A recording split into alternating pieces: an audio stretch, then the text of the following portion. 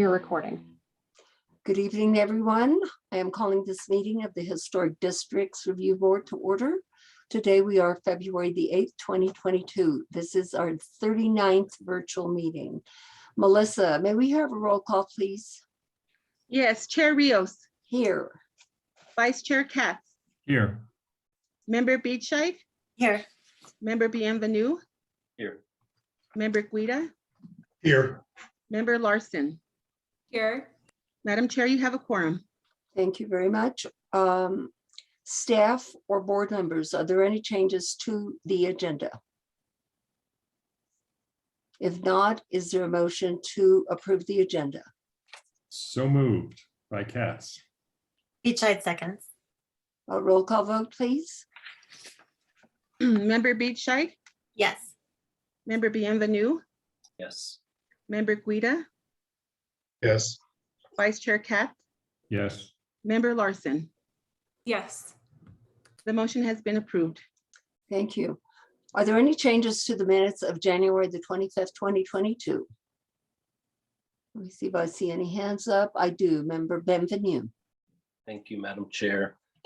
On page 13 of the January 25, 2022 minutes, four lines from the bottom of the page, where it states the project fits within that and the building would be nicer in making it more of Santa Fe style. Strike the words would be nicer in making it more of Santa Fe and replace that with the words has specific historical, so that the sentence reads, he thought this project fits within that and the building has specific historical value, period. Or has specific historical. Strike that. I also want to delete the word style, replace it with value. So that, try this again, so that it reads, he thought this project fits within that and the building has specific historical value. I got it right that time. Thank you. Thank you, Member Bienvenue. Anything else? No. And it appears no one else has their hand up as usual. Melissa, you always do such a good job. Is there a motion to approve the minutes as just amended? Katz, so moved. Bienvenue seconds. A roll call vote, please. Member Beachite, Yes. Member Bienvenue, Yes. Member Guida, Abstain. Vice Chair Katz, Yes. Member Larson. Yes. The motion has been approved. Thank you, Melissa. Moving on to findings of fact and conclusions of law. We have 6 this evening. Any changes to any of these? No, Chair. Carly? I'm sorry, no, Chair. Oh, okay. It appears there are no changes.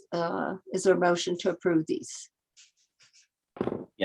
Bienvenue moves to approve the findings of fact and conclusions of law as submitted.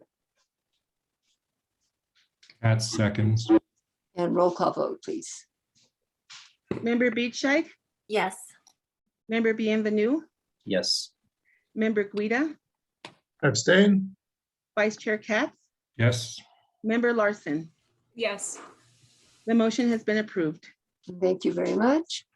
We move on to matters from the public. Let me see if anyone has a hand up. And we have Stephanie Beninato and John Eddy. Stephanie Beninato, what do you have to tell us this evening? First, I'd just like to say good evening. And 2 things. I noticed on Bishop's Lodge Road at Artist Road that there's fencing up that is slat fencing, just pieces of wood, flat, like a picket fence, but 6 feet high and not painted. There's one right there at the corner going up on Artist Road. And then there's another one on Bishop's Lodge about 2 houses south. So right across from Fort Marcy, 2 houses south across from where the Presbyterian retirement community is or was. And they both have the same kind of fencing. The one on Bishop's Lodge across from the Presbyterian retirement, that one looks more temporary. The one going up Artist Road right there at the corner looks much more permanent. I don't know if they are within the historic district, especially the one on Artist Road. but the Presbyterian retirement home was, so I'm thinking they probably are. And there's no other fences like that around there. So I'm wondering how that got approved. The other thing I have to say, and this has nothing to do with this board, but it has been brought up here a couple of times about an opening for a historian on the Archaeological Review Committee. And there were 2 applications, and twice it has been extended, and requests, please, for, it was like beating the bushes to find a historian to apply. I find that to be really disrespectful and dismissive of the applicants. If 2 people applied, then pick one of them. We had a chart process, 2 entities applied. They didn't say, gee, we need more people, let's beat the bushes. And so again, I'm really wondering if we want civic participation and you have people, I know I'm qualified, I applied. And I don't know about the other person, but again, I feel extremely disrespected and dismissed, and like being told actually that you don't want me on the board. And I'm sorry, but it's a very non-controversial board. I've been in front of it. And again, I just wonder about this. I understand on the redistricting that they do want at least 3 volunteers, 3 applications for each of the positions. At least that's what it said in the paper today. But on this other board, which is very non-controversial, not sure why the deadline keeps getting pushed out. And that's just a personal reaction that I wanted to share with you. Thank you. Thank you. John Eddie?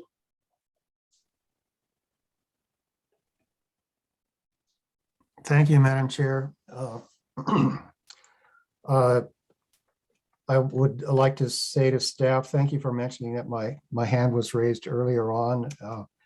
It has actually been up since the last meeting, but I finally took it down because my arm is getting really tired. Driving down Paseo de Peralta at El Castillo's new development there, La Sequoia, I noticed something that kind of jumped out at me, and it is an apparatus on the roof that's kind of cylindrical in nature. It almost looks like a water tower.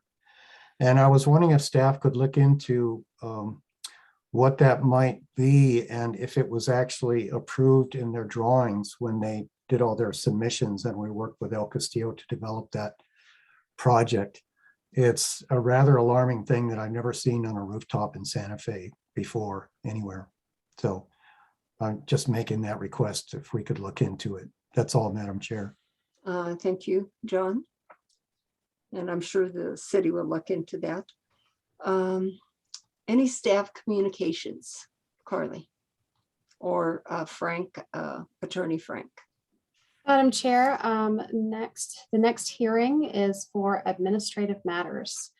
So it will be a little different, and we have the agenda published, and there are several discussion items. It may be amended because I think we may have just a few too many items on there at the moment, but generally, I just want to call attention to that it's a different style of hearing. Okay, it's strictly going to be administrative matters, no cases. No cases. Amen. Thank you. Anybody else? It appears not. I do have something I wanted to share with the board. Okay, Attorney Rubali. It's probably completely irrelevant to anything else on the agenda tonight, but I had to share with the board that my daughter was admitted to the Graduate School of Architecture at SUNY at Buffalo. So I'm just very, very proud of her. And I'd like her to come down here to Santa Fe and meet some architects when she gets a chance. But it is a longstanding interest of hers. And so she's very proud of me being on this board, and I'm very proud of her interests. Thank you. Well, thank you for sharing that, and congratulations to you and to your daughter. Well, thank you. I'm a proud dad. Yeah. And it also means that since she's going to graduate school, I won't be retiring for a while. Yeah, that happens, Frank. Oh, they say that you live longer the longer you work. Oh, Right. I hope that's true. Okay, thank you. We move on to old business, and I do need to tell you about appeals. If you disagree with the decisions this board renders, you have the option to appeal, and you would be appealing to City Council. And that would be 15 days after the findings of fact and conclusions of law have been approved. And Carly, would you help me with limiting public comment to 2 minutes? Yes. I would appreciate that. And the first case under old business, the only case under old business is Angela's, and it's at 1676 Cerro Gordo. Angela, would you tell us about this case, please? Yes, Chair, members of the board, let me share my screen.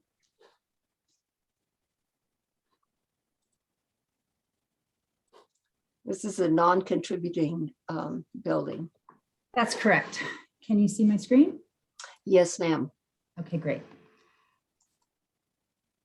The non-contributing house at 1676 is going to have a garage, freestanding garage proposed to its northwest corner.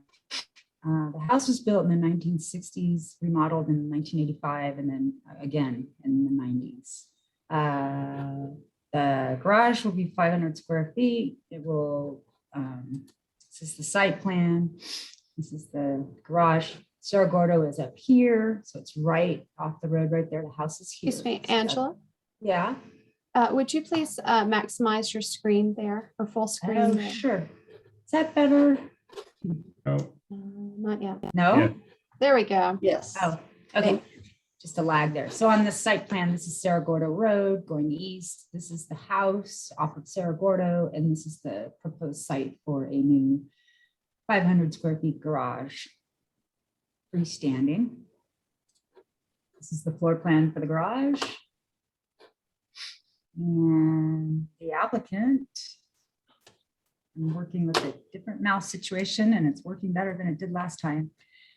The height will be 16 feet, which is the maximum allowable. It will be recent San style, and the garage will have a low sloped roof with parapets and a canopy. Garage door will be metal, and its windows will be divided like clad wood awnings. And the metal cladding will be sage green to match the house's windows, and the stucco will be El-Rey's suede. And just want to point out that this lintel here above the garage will be wood. It'll be stained in an earth tone. And this is the front, or I guess the sides of the garage. And this concludes my report. Stand for questions. Thank you, Angela. Last week, we went, as you all know, with a different format.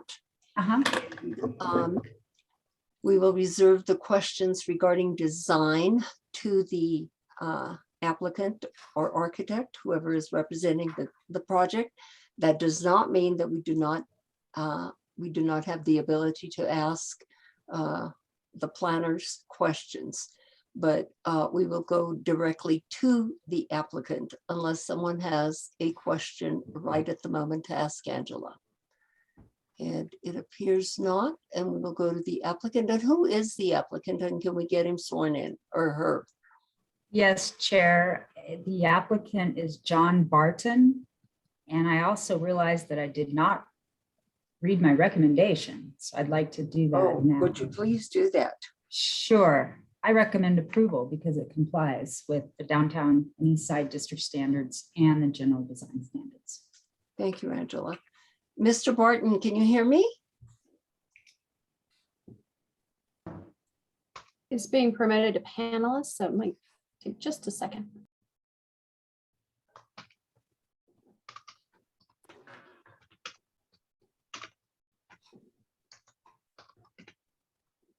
Okay, hello. I Oh. will go ahead and swear you in, Mr. Barton. Do you swear under the penalty of perjury that the testimony you're about to give is the truth, the whole truth, and nothing but the truth? I do. Thank you. Please state your name and address for the record.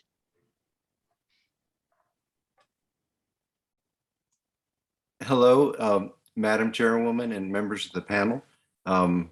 This is John Barton. I am the architect for the project. Yes, And, and state your address, please, for the record. Certainly. I live at 205 Vitrina Court, Santa Fe, New Mexico, 87501. Okay, and you have the floor. Thank Continue. you. I appreciate staff's presentation, Angela, and stand for any questions. Okay, today we were, a number of us were on the field trip, and there were some poles, some lumber out there that was indicating where the garage is going to be located. Are you familiar with those poles? Yes, I had those put up at the request of Angela. Those are the corners of the garage. Okay, is that the actual height? Were those Yeah. actually at 16 feet? Yes, they are 16-foot 2x4s. Oh, because when we were looking at them, they looked really high, and to me, it appeared like it was way higher than the house. The house is down. Comment on that? Okay, the house is downhill from there, but yes, those are our 16-foot high storyboards. And the house is, of course, lower than the driveway there, and lower than Cerro Gordo, but yes, they're accurate. Okay, Member Katz also has a question. Member Katz? Thank you, Madam Chair. Yes, I have a question about just what you asked, the height. Is there some reason why they need to have a garage that has such height? The reason for the height of the parapet was so that you wouldn't see the roof from Cerro Gordo, so it screens the roof. So it'll be a clean view of the parapet. Yeah, I understand that. I thought that might be the case, and that made sense to me. But the garage itself has rather high ceiling, doesn't it? I think it's not that high. You know, by the time you get the structure in there, I can tell you how high the ceiling is. Just one moment. I thought it said 14 feet.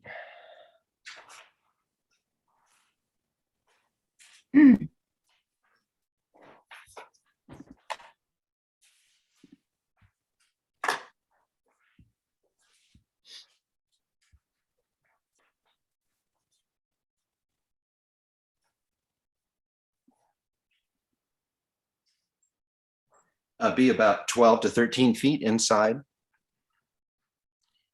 By the time you have the door opening, it just seemed a good height for their cars and ladders and things that they might put in there.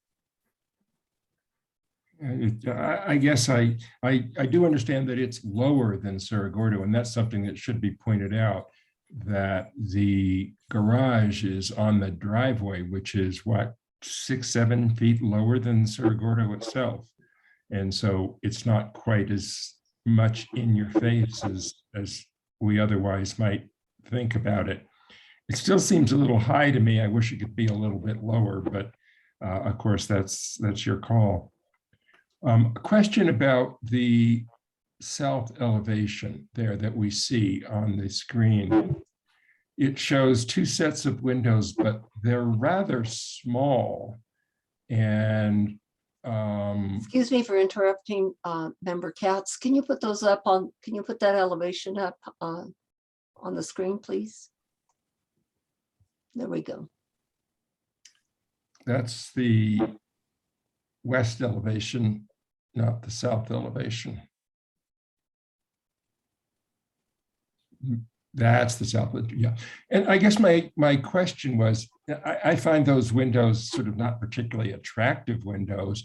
And on the south elevation, particularly south facing, you know, sort of a little bit larger windows, like normal size windows, would let in a lot of solar gain and have warm cars in the morning in the winter.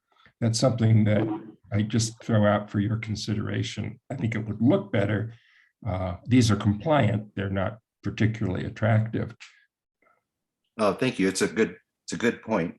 The owner specifically asked for small windows for privacy. and high small windows. So they were very conscious of that and preferred the small windows just so people can't see in as much. And since it does face away from the primary elevation, she'll probably be the only one really seeing those. Right, yeah. But I Okay, appreciate, thank you. and you're absolutely right about solar gain, it was not an arbitrary choice by any means. Okay, appreciate your responses. Thank you. Any other members from the board having a question? Member Guida. Thank you, Chair Rios. Hi, John. Just a clarification question, because I know we often get into discussions about height relative to grade. And I certainly appreciate and understand the desire to have a taller garage and parapet wall to screen the roof from Cerro Gordo. I think that's a good move. We're seeing elevations here, and we see a ground line in the south elevation on this sheet.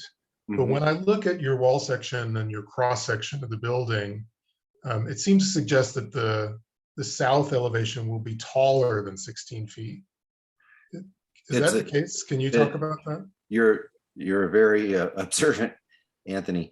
So it turns out that we're building, on grade or at grade where the parking area is now, but immediately to the south there's a retaining wall and a grass area, near the house that is maybe 3 feet lower, and so we will have on the south wall there'll still be a stick fence, but we're building a retaining wall to keep the grade and to protect the grass area to the south. So there is a step down there. But in essence, will we see a 19-foot elevation on the south, or will finished grade come up to where it's shown in the south elevation drawing? It'll be very close to what it's shown, the grade, and then quickly there will be a fence, the stick fence that's there, which we'll replace, and then there's a retaining wall that will go down to the grass area. So if someone was in the garden area, by the near the house, looking towards the garage, you would see the retaining wall, and then the stick fence, and then the top of the garage, the parapet above that. But that would be the view, and it is, as you know, is not the primary view. That's what the owner will see. Sure. But we'll have a wall that's coming out of the ground 19 feet. At that point, yes. Okay. And just a question for staff, as far as the grade calculation, there we go. So, this back on the left side of this drawing, we're seeing the floor line at 0 and the top of the parapet at 16. And then we have 3 feet, another 3 feet down for where the grade is. And John, I appreciate your point. It's not publicly visible and all of that. I just wanted to clarify with staff who, in reviewing the project, can apply the height standard to this.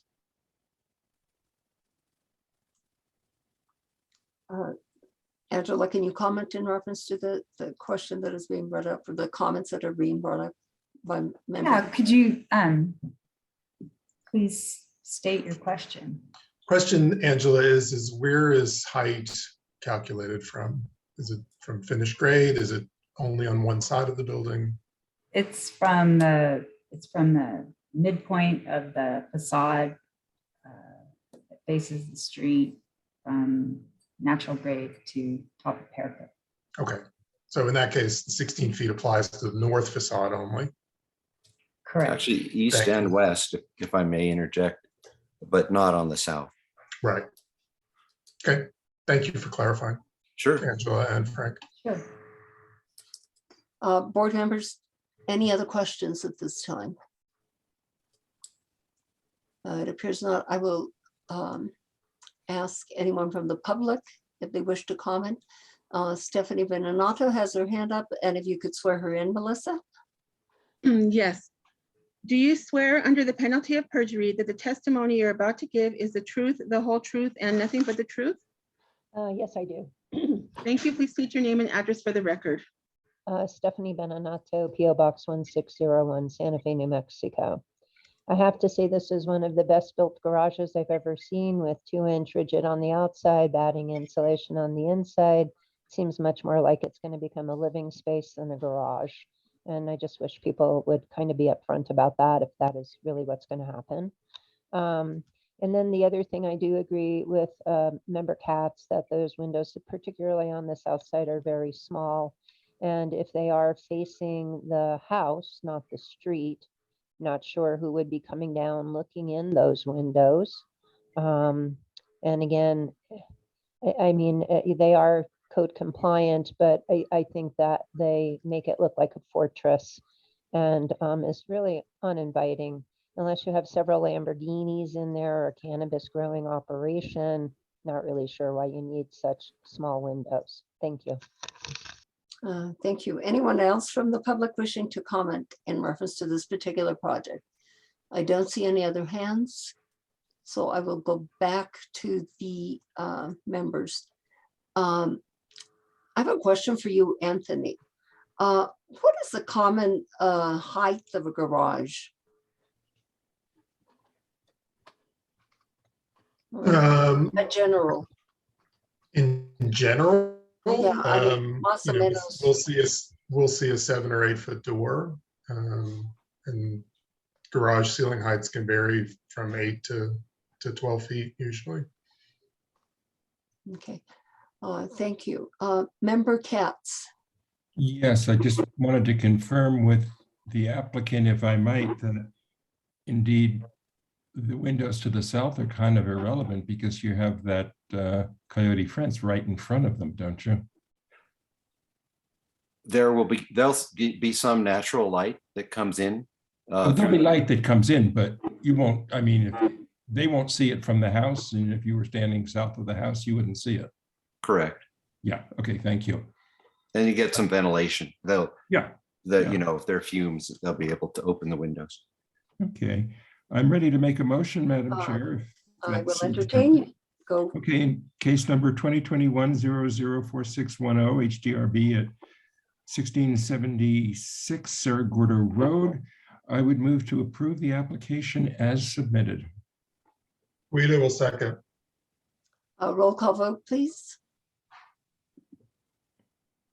Member Beachside, Yes.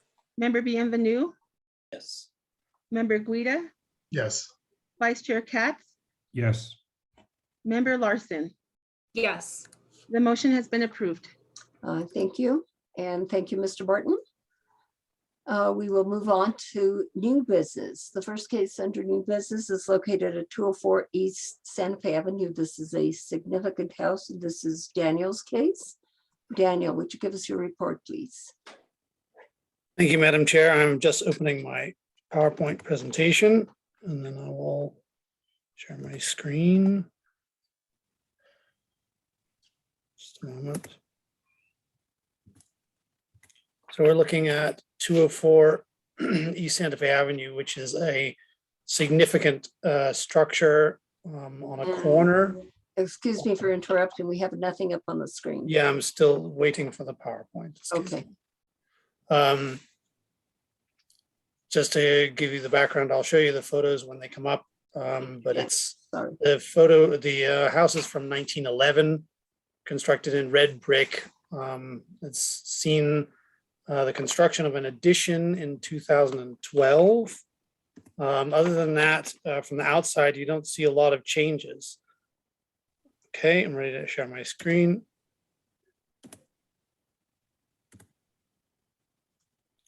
So this is the house in various photos. This is the HCPI on the left. You can see from the 90s, hasn't seen hardly any changes in terms of exterior appearance, except for the addition in the back. And the historic records, the historic division records don't show anything about a basement. The reason being that there was nothing to see from the outside. So the basement is essentially invisible, but this is a record from our permitting department showing that a basement was installed in 2012. The stones that you see on the outside. Let's see if I have a better photo. I don't, but the board will remember that it has stones around the base of the structure going down to the ground. Those are the historic. The basement was installed underneath that and retaining all the stones. And at this point, I'm pretty much ready to move into the proposal. And I believe that the applicant, Asif Mahmood, will be presenting his own application. So when you're ready, we can promote him and he can continue. And what is your recommendation? Sorry, my recommendation, I'll also mention that he is applying for an exception to 14-5.2 D5A2, which requires that no new opening shall be made where one does not presently exist unless historic documentation supports its prior existence, that there be an exception granted that the criteria have been fulfilled. So my recommendation is approval and approval of the exception. As you stated, Daniel, this is a significant house, and what the applicant is doing is not going to be touching any of the fabric of the significant house. Is that correct? That is correct. Yes, that is correct. Okay. Thank you. I suggest that he present and then we can go into those questions a little bit more. Okay. And the applicant is, who is the applicant? His name is Asif Mahmood. I don't know. Let me see if I can see what his. I don't see. Let's see, Mahmood. Let's see if I see where his name. It's I been know that he promoted to signed on. panelist. We're here. It's Asif and Sabrina Mahmood. We can see all of you. Okay, there they are. Okay, I will go ahead and swear you both in. Do you swear under the penalty of perjury that the testimonies you're about to give are the truth, the whole truth, and nothing but the truth? We do. We do. Thank you. And when each of you speaks, please state your full name and address for the record. I'm Asif Mahmood, residing at 2515 Rosedale Street in Houston, Texas, at 77004. And I am Sabrina Mahmood. We currently live at 2515 Rosedale Street, Houston, Texas, 77004. Thank you. And what do you have to tell us about this project? So You can hear me fine. May I launch into my presentation? Please do. Okay. Esteemed members of the Historic Sorry, District. I believe you have a presentation. Do you want to share your screen? Yes. yes. Thank you.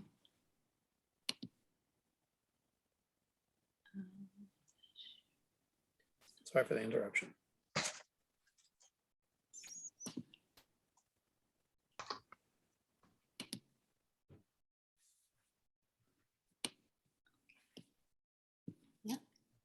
Can you see the graphics? Yes, we can see the photos. Yes, okay. So esteemed members of the Historic Districts Review Board, thank you very much for giving us the opportunity, perhaps to be the very first people to present some new business through this new format. I think it's wonderful for us to have the opportunity where we can make this a little more personal. So we don't have any agents representing us. It's us and our house and you all. So thank you very much. I would like to thank at this point, Mr. Daniel Schwab. He has been a wonderful member of the HPD to work with us. He has guided us and we are very appreciative of that. So we get to tell you a little bit of our story. It won't be very long, and then we'll get right down into what we are asking your permission for. We are an American family of 7 of South Asian origin. I am from Pakistan. My wife Sabrina is from India. And we are here to prove that countries that don't get along on the ground can get along once you remove them from their origins. So we are a multi-generational family. Actually, there are 5 generations in our nuclear family. We have one member who was born pre-World War II, also known as an aging parent. I am a baby boomer. Sabrina is a Generation X. I have 2 adult children who are millennials, and then Sabrina and I have 2 daughters who are Generation Z. We love Santa Fe. We have been coming to Santa Fe for a very long time and have fallen in love with the city, perhaps for the same reasons that make you want to stay in Santa Fe. And I think the tagline of Santa Fe, that it's the city different, is very apt.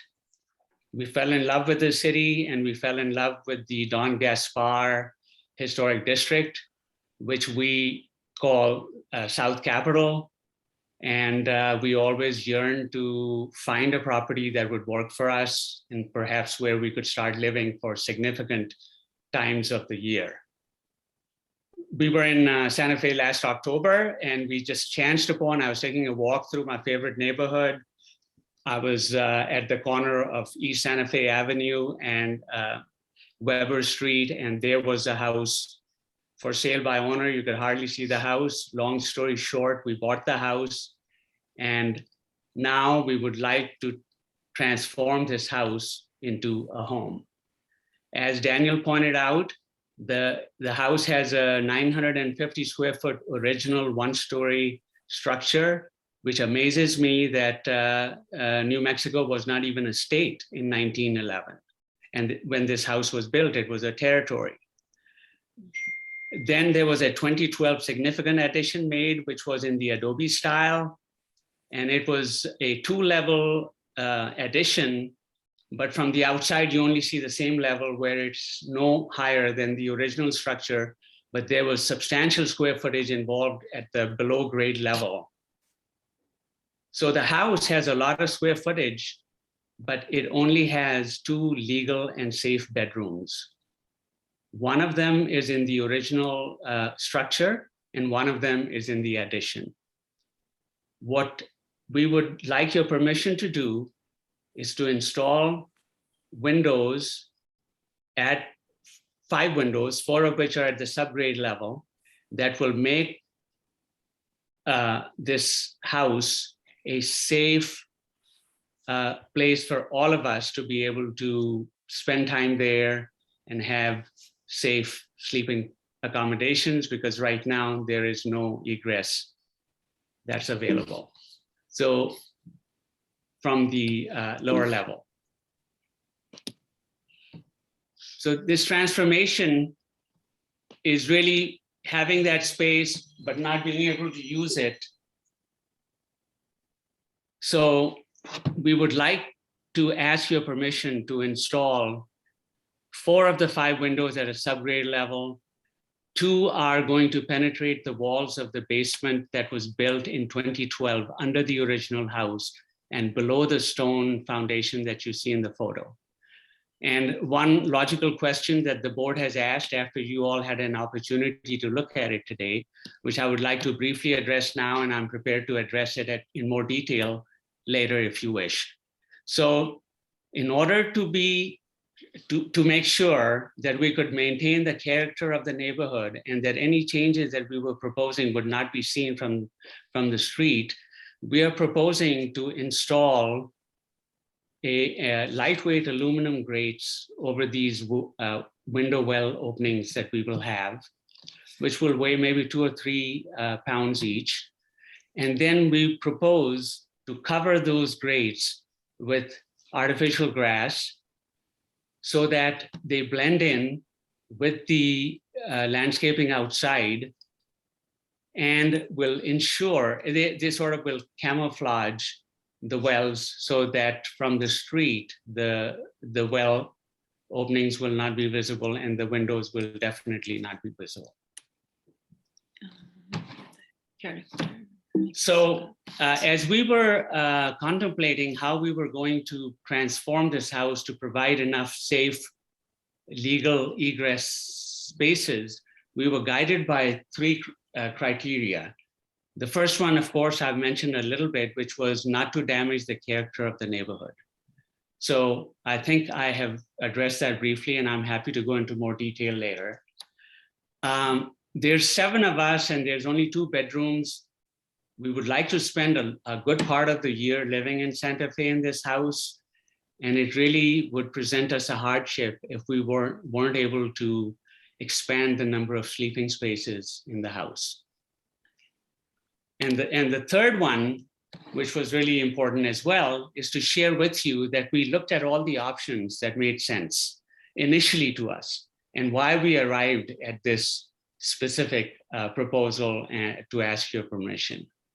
The first one was we looked at, could we expand this lot? Could we expand the footprint horizontally?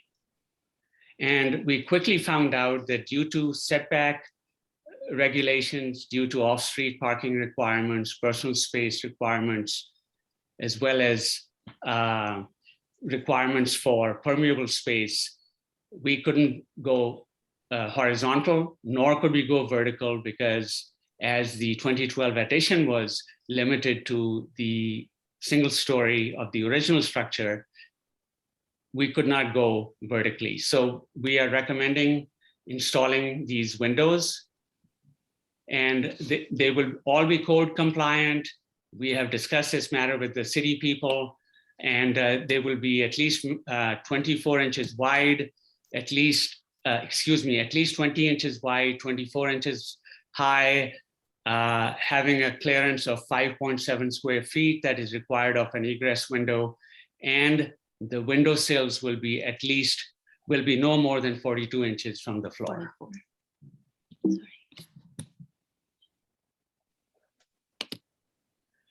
Just to quickly go over the elevations to show you where the windows are going to be installed. So if we look at the south elevation, which actually is very difficult to see from the street because it's kind of the backside of the house, you can see where the arrows point to the 2 windows that we would like to install on the south side of the property. And the important point here is that the primary facade, which is the front door, the front elevation, the north elevation of the house on East Santa Fe Avenue, is absolutely untouched by this proposal. And then on the existing west elevation, which is probably the most visible side of the property, we are proposing 2 windows that are going to be below the existing grade and below the stone foundation of the existing structure. And then the 5th window that we are proposing is primarily not for egress, but for light purposes. It's part of the addition, and it is in the extreme rear of the property where it really is not visible from the street as well. So we are very mindful that we are preserving the street view and maintaining the character of the neighborhood and maintaining the outside appearance of our lovely house that we are so proud of. So that concludes my remarks, and we are happy to field any questions that you all might have. Mr. Mahmood, thank you very much for your presentation and for adding the personal touch to it and the history of all these generations that will be moving. I can relate to that. Okay, as a Hispanic person, that happens in our culture as well. So I can definitely relate to that. And I'm sure other cultures as well can relate to that if you have multi-generational family members living in one house. Okay, so on the south elevation, that portion of the house, that's the new portion of the house, if I'm not mistaken, correct? And it's a non-historic part of the house, correct, Daniel? Yes, I was gonna just put up the presentation. That's on the non-historic edition. So, and on the historic part of the house, the significant part of the house, you're really not gonna see, are we gonna see any of the openings? No, as I was saying earlier, we are going to create these window wells that are going to be 2 feet deep, 3 feet wide, all subgrade. And we will cover, to keep anyone from falling into the wells, we are going to install lightweight aluminum grating over the openings. And then we will further cover the grate with this, we think artificial grass will work fine. And what that does is it basically completely eliminates any view that would be possible from the street or the sidewalk to the windows. So we are really just using those windows as egress in the case of an emergency, that somebody sleeping downstairs would be able to escape in the event of an emergency through the window and just lift the grate. Thank you for the reclarification. Member Katz has a question for you. Could you unmute Member Katz? Thank you, Madam Chair. Sorry about that. Good job on figuring out how to deal with those windows on the west facade. We were concerned about that today, and I think you have an answer that looks to me like it will work. On the east side, we don't have a floor plan with your submission, and so it's a little hard to understand. But that where you show the windows on the east side is not correct. The window on that back portion is kind of right in the middle of that portion. Yeah, right where your arrow is, not to the left. And are there 2 rooms there? What's going on that there needs to be another window there? Okay. That window is in the bathroom. So the smaller window that you see there in the rear is in a bathroom.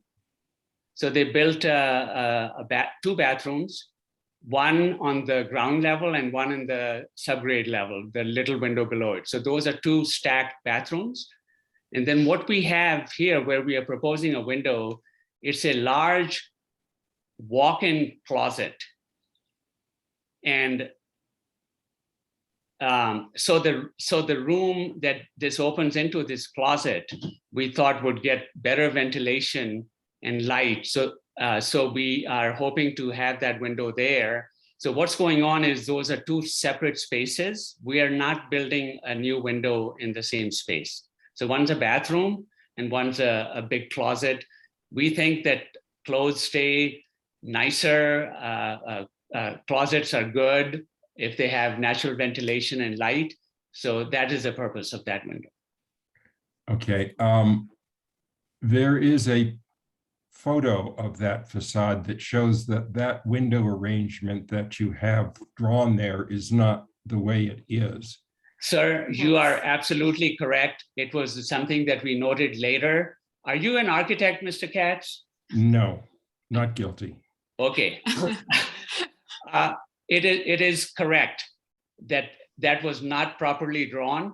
I take full responsibility for that. But rest assured that those 2 windows are in 2 different spaces. Okay, well, you've answered my question and I appreciate it. What is the window that's in the back of the closet going to look like? Is it going to match any other windows in the house? All the windows that we are proposing are going to match the new addition. So these are metal clad windows that were installed in the 2012 addition. And we are staying with that exact type of window, so it'll be consistent. Thank you so much. Thank you. Member Guida. Thank you. Mr. Mahmood, thank you for the excellent presentation.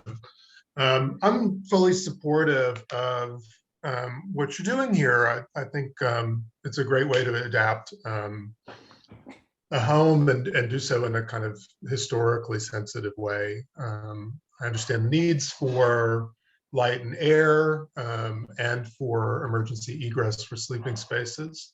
And I think generally this is a really good idea. I think where I'm concerned, I have two things that I'm concerned about. And if Daniel, if we could pull up the elevation drawings.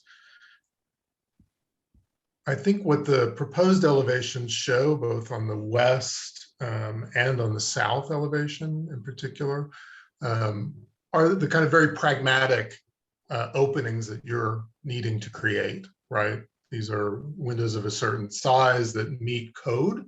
But I feel like these aren't really accounting for proportion and relationship to the existing architecture. Very beautiful, 1911 house, and this really well executed and well designed and sensitive addition to a significant building.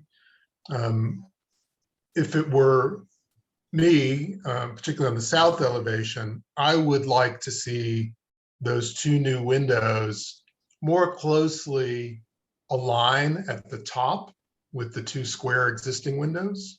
That would bring them into an agreement geometrically on that facade. And I don't see any problem with doing so. Can you move that, Anthony, sorry for interrupting you. Can you move that so that we can actually see that south elevation? It needs to be moved. I can just, yeah, hold on a second.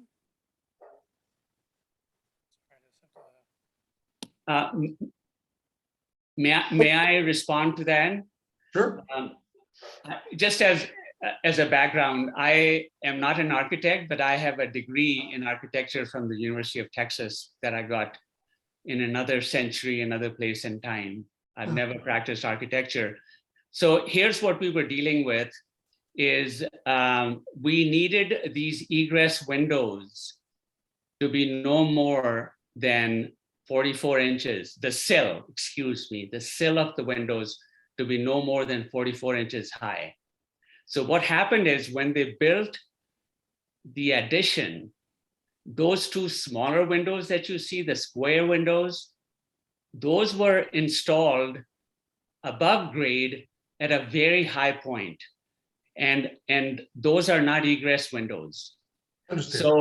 So we were working with the restriction, if you will, or the requirement, if you will, of how high the sill could be. So if we move these windows up, either we get really tall, narrow windows. I mean, narrow in the sense that the height would go up so that we align with the top of the existing square windows. But we would be hard pressed to move further up from the. No, I understand. And yeah, so that was the windows you're putting in are custom sizes, so you can do a taller window. I understand the sill can't move, but the head of the window can move to match the head of those other windows. Absolutely. And I think too, proportion matters too. I think these windows are a little bit wider than the ones that you're showing on the west elevation. Maybe they can more closely match the width of the other windows.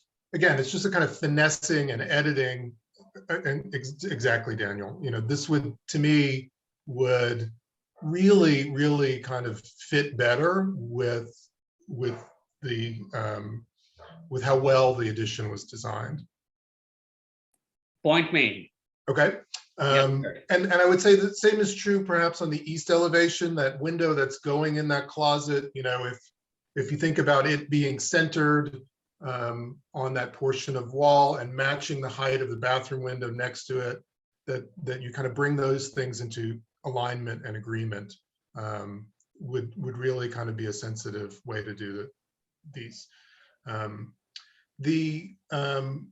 And so I think that satisfies the kind of east and the south elevation for me. The west elevation, and I understand what you're trying to do here, set these windows below grade. I think that's good. You know, we know that they'll have an areaway or a window well to allow for that egress. I'm fine with the curb and the grate, as you suggest. Obviously the grate allows somebody not to fall into the window well and injure themselves. I think that's a good move. I think the grass thing is really, a little silly. Historic sensitivity, the test of historic sensitivity is not invisibility, it's compatibility and harmony. I don't think that the motivation here is to trick us into thinking that something doesn't exist or disappears or it has to be camouflaged. There, in addition to egress, there's light and air requirements. I don't think you would want to have a solid surface on top of that grate. I'd be fine with the looking at the curb and the grate in that location, and you'll have a much nicer space below anyway.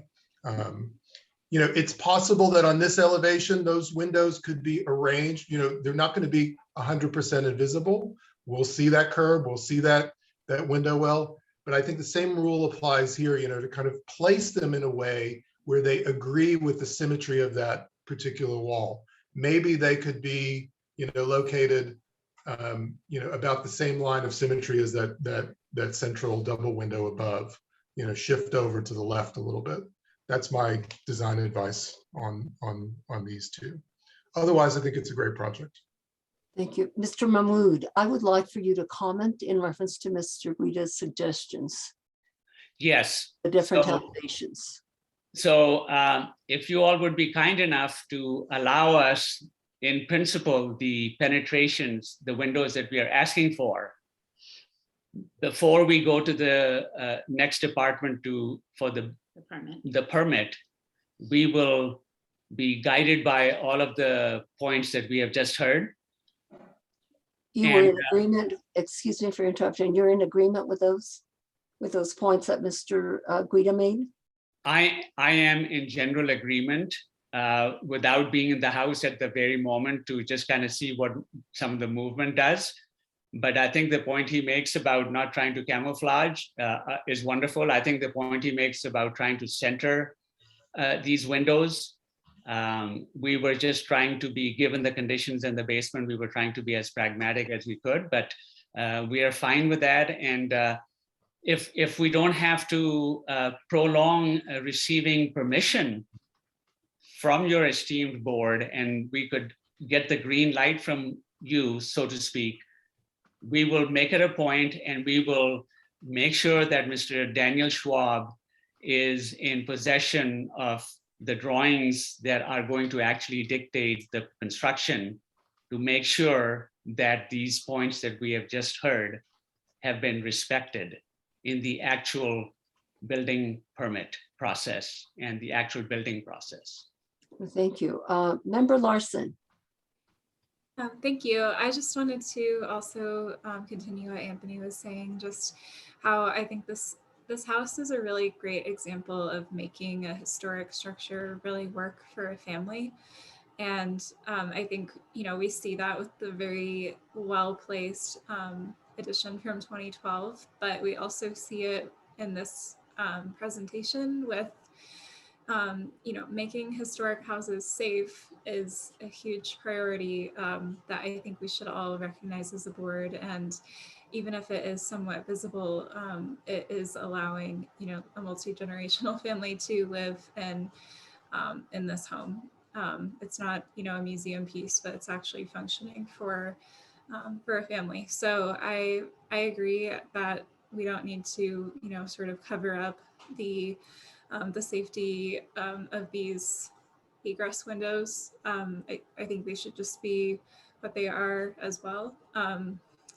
Just, as the back addition is, it is what it is. It has newer sort of windows to differentiate it from the older structure, and it has a different colors. Does it have a different color stucco? I don't know, but it has a different foundation. So I think we're just kind of continuing that theme, and I think that will, be very appropriate in, our approach as a board. Thanks. Thank you, Member Larson. Member Katz. Thank you, Madam Chair. I have a question about, you are putting 2 windows on the west facade and 2 subgrade windows on the west facade and 2 subgrade windows on the south facade. Inside, are those in different rooms? No. They're in the same room. Okay, so They're large, yeah. I mean, I would just say they're large spaces, and yes, it is in the same room. But particularly on that west facade, this, you only need 1 to meet the rules for egress. well, so it's I just, do you have a concern with it being 2 windows? I have a concern with it being any windows. Yeah. And I differ from Anthony's view that, oh, it's okay to see them. I don't think it is okay to see them at all. How you conceal it, I can't say I'm a real fan of fake grass, but Sure. you know, I would just want whatever is being done. It may be that the aluminum grates you have sufficient vertical ribs so that they would block the view down into the area. How about on the back? Is that 1 room down there on the south? those are 2 different spaces. 2 different rooms. Yes. Okay. Yeah. Mr. Katz, may I respond to what you were saying earlier about the visibility or lack thereof? Absolutely, please. Okay, so once we install the aluminum grates and we have made it safe in terms of somebody falling through, it's very easy to actually grow shrubs or bushes around the wells because it is soft ground. There's enough space there. So we can actually hide them from plain view, if you will, just by a little bit of landscaping.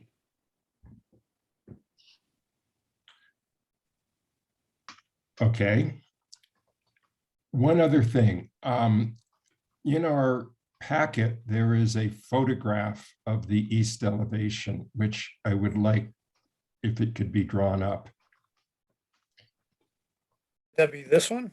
No, it's on page 53 of your materials, Daniel. Okay, give me a moment to get it. I think it may be that.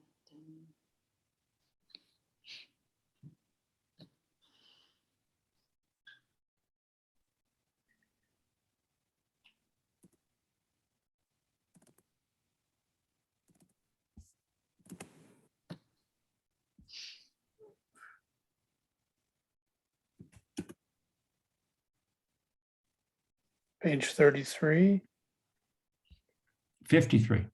53. 5-3. So,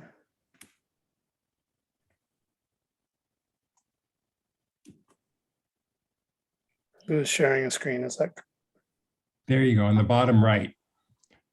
The reason that you need that's the window on the right side, in the center of that facade on the bottom right, that's the bathroom, right? The bottom right square window that is very close to the ground is in the bathroom downstairs. In the subgrade bathroom. Yes, and the other window? This is also in the bathroom, even though the bathroom, which is on the ground. On the ground level. And the reason that is so the reason that window, I think, I can only speculate because this was done before we bought the house. There's a tub there and they chose to put the window of the bathroom that is on the ground level, the above the bottom one, is because that's where a bathtub is. So they put that window at the bathtub. Okay, is that a size that meets the egress requirements? In the bathroom? No, yes, in the bathroom upstairs. I don't know. I think it is small for an egress window, but I'm not positive, sir. I mean, because you're having the rectangular window to the left of it that you have sort of drawn in there. Correct. That's going to be in a closet, if I understand it. So it's not going to be letting in a whole lot of light into the bedroom. We would like to just make that window as big as we can to have ventilation and light. So Yeah, it just allows us cross breeze as well. But it doesn't need to be large to allow the cross breezes, is what I'm saying. That size of an opening that you have shown drawn in at the same size as the one in the bathroom would let plenty of air in. You would like it to be comparable to what we see in the elevation now? Yes, a little bit what Anthony was saying is to try to have better balance. And I mean, I could understand if there was other reasons. It may have to be bigger because you do have the requirement for the egress, and we support that, and we will get you a window there that meets that requirement. But given that it's in the closet and it can get plenty of air in, it doesn't need to be a large picture window. And it could have one that more closely balances the window that's there. And, if it looked like that window, that would be really good too. Sure. At least the framing. So it doesn't look like you have two very different windows. Yes. Right next to each other. okay, thank you. Sounds good. Member Guida?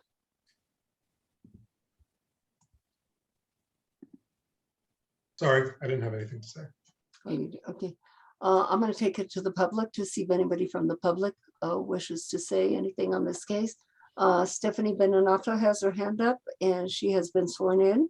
Stephanie?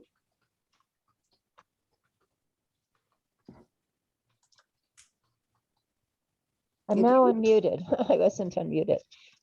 Stephanie Beninato, PO Box 1601, Santa Fe.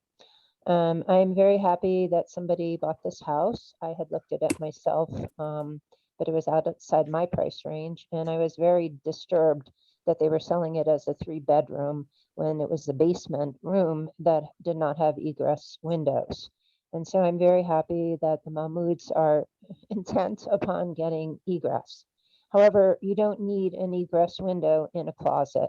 And in fact, really, this whole thing about you have to have light and air coming into a closet is beyond absurd, in my opinion. Yes, it's nice to have air and light, but lots of closets have been built for hundreds of years without light and air in the closet.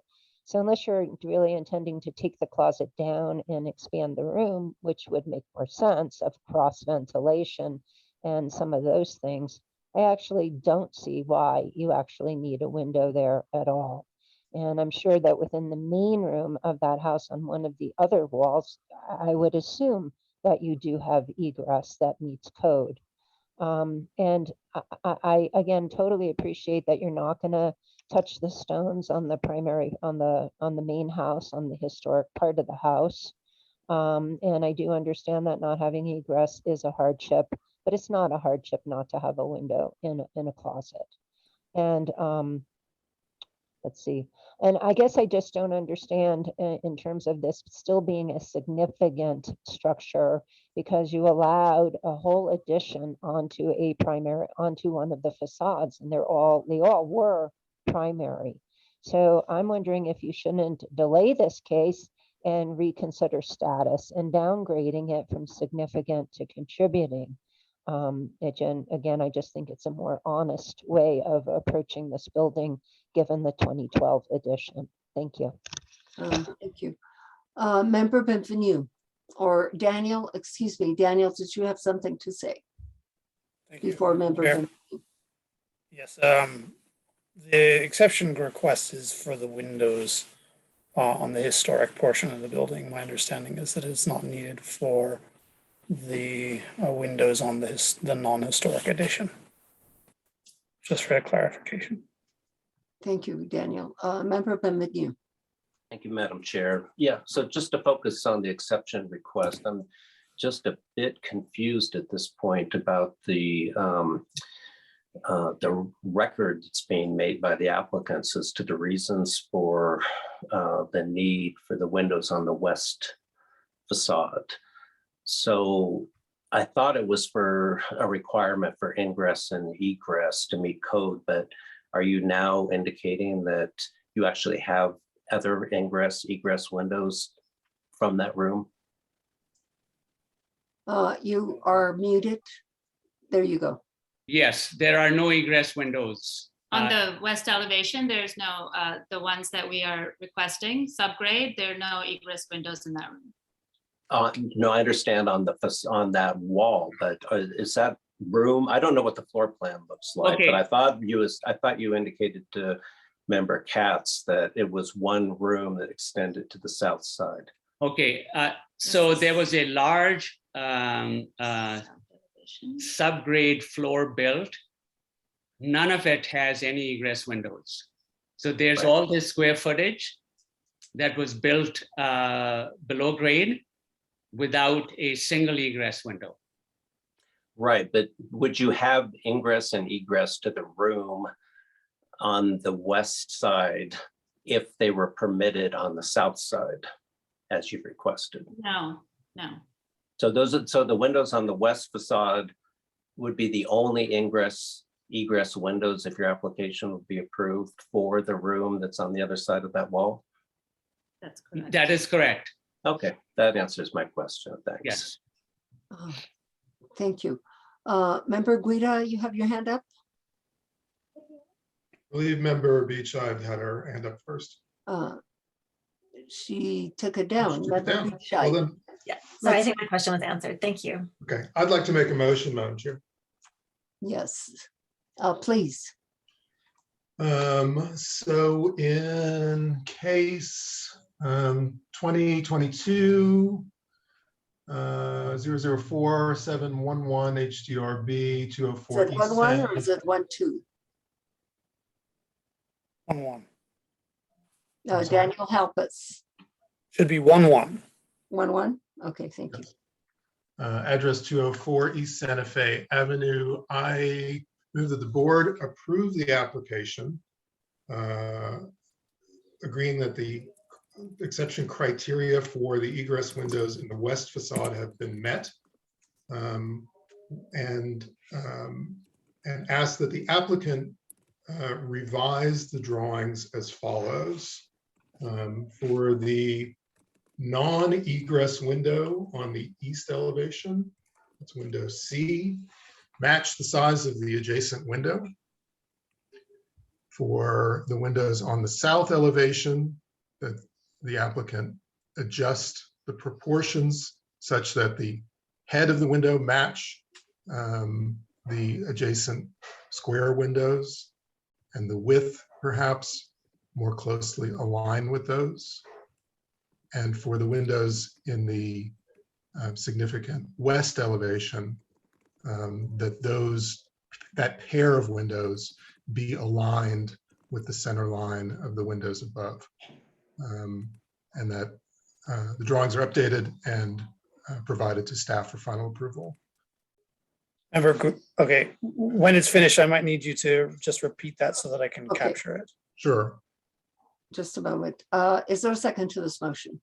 Yes, I would second the motion and request a friendly amendment that the west windows be not visible from the street or the sidewalk or standing looking over the fence, structurally not visible, not blocked by a plant that may or may not grow. Doesn't have to be solid, as I indicated. It could be non-visible by the structure of the grill, but that you just can't see down there from outside the property there.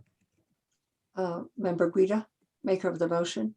Within the requirements of building code for light and air and ventilation, I would accept that as friendly. Thank you. Okay, I'm sorry, can I just, so that I have it typed correctly, the east facade, Before you continue, you Sorry. also have to address the exceptions. Maker of the I motion. believe I accepted, I said that the exception criteria had been met. Okay, Per staff, yeah. Okay, So just so I capture the most important things, the east facade matched the size of the adjacent window, Yes, that's what he said. Correct? and You'll for have windows this on on the the, recording, Daniel. You can Okay, get all that right, thank clarified you. there. Daniel, do you have it or did you need further clarification? I Everything. will is refer to recorded. the recording. Okay, and a member Beachside, did you have something to add? I also have a friendly amendment regarding the new window on the east facade, window C. If the framing can be consistent with the adjacent window as well as the size. Do you accept that? I would accept that. For the east facade? Yes. Yes. Okay. Anything else? Member Guida, you still have your hand up, but I'm going to guess you just haven't taken it down. Roll call vote, please. Member Beachside, Yes. Member Bienvenue, Yes. Member Guida, Yes. Vice Chair Katz, Yes. Member Larson. Yes. The motion has been approved. Thank you very much. And Mr. and Mrs. Mahmood, thank you very much. And please do work with staff to make sure that your drawings correspond to what the motion, this evening's motion. Okay, thank you and good luck to you all. Thank you. We move on to the next case, which is located at 373 Garcia Street. And this is Daniel's case as well. Daniel, this is a contributing building. Thank you, Madam Chair. So this is 373 Garcia Street, which is in the downtown east side historic district. It's a contributing structure that was recently administratively approved for a re-stucco. This is these aerial view showing Garcia Street. The street facing facade is the one primary facade. This house here is an adjacent house that is not connected to the structure in question. The structure has a portal on the rear, non-primary facade. It was constructed at a non-historic date. I believe the applicant may have a presentation, but I will quickly go through these. This is a non-primary facade. Portal, during the restuccoing exercise, it was discovered that it is very poorly constructed and anchored to the house, leading to damage to the main house, as well as being insecure in itself. And the proposal is to remove and reconstruct the portal. I will now pass it on to Jutan. I believe he has a presentation. Okay, Mr. Jutan, would you swear him in, Melissa? Yes. Do you swear under the penalty of perjury that the testimony you're about to give is the truth, the whole truth, and nothing but the truth?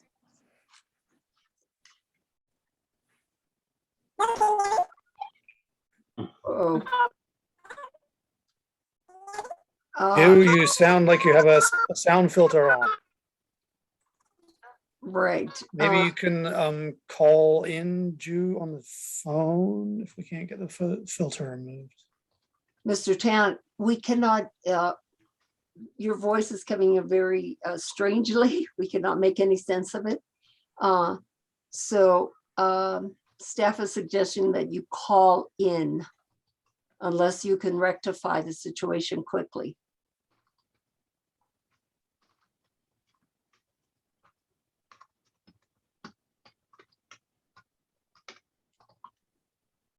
Let's see. You can also. Again? Hello, can you hear me now? Yes. now we can Yes. hear you. Yes. Yay. Okay, you need to get sworn in by Melissa. Yep, Okay, do you swear under the penalty of perjury that the testimony you're about to give is the truth, the whole truth, and nothing but the truth? I do. Thank you. Please state your name and address for the record. My name is Ju Tan. My address is 1219 Cerro Gordo Road, Santa Fe, New Mexico, 87501. Thank you. Thank you. Mr. Tan, what do you have to tell us about this project? I guess I'll share my screen here. I think Daniel did quite a good kind of overview of this project. Again, this is the site plan of the project, north oriented up, and this is Garcia Street, directly across from downtown Subscription and Garcia Books is this this residence over here. As Daniel indicated, this is the primary facade, and the portal which we are proposing to replace is back here on the east side, behind coyote fences, and hence not visible from really any public view. This is the existing and proposed, really, we are proposing to replace the portal in the exact same footprint of the existing portal. This top drawing here is the existing floor plan showing the existing structure, framing structure of the portal. And what we are proposing essentially is to mimic the structure, except we will be replacing all the posts. The existing posts are all 4x4 wood posts, and we will be replacing them with 6x6 posts. And I feel as though a 6x6 post will give it a better proportion, give it a more impression of stability. Just going down to this is the Garcia Street facade, which there will be no change. And this is the east elevation. This is the existing. And the existing portal is a shed roof. And I will share some more photographs of the existing portal. It's an existing shed roof with a corrugated metal roof on top of the portal. But what we will be proposing is a flat roof with a parapet. And the top of the parapet will be no higher than the existing house. We are proposing 2 new canales coming out of the parapet. And basically that's it. I mean, essentially the expression is the same with the 6x6 posts and the exposed lintel or beam, going across, just like that one. So just sharing a few more photographs, just describing what's going on here. These are existing photographs of we can start from Garcia Street and just moving around the house. So Garcia Street is here, all right? Still on Garcia Street, and then turning the corner, there's a private driveway and going around the corner to the east side. So the existing, as Daniel mentioned, there is an existing permit to restucco the house as well as to re-roof. And in the process of removing or repairing the stucco, it was discovered that the existing portal structure was highly compromised.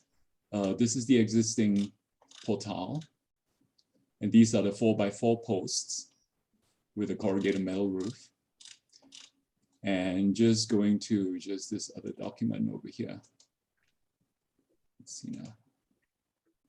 So just indicating detail A over here,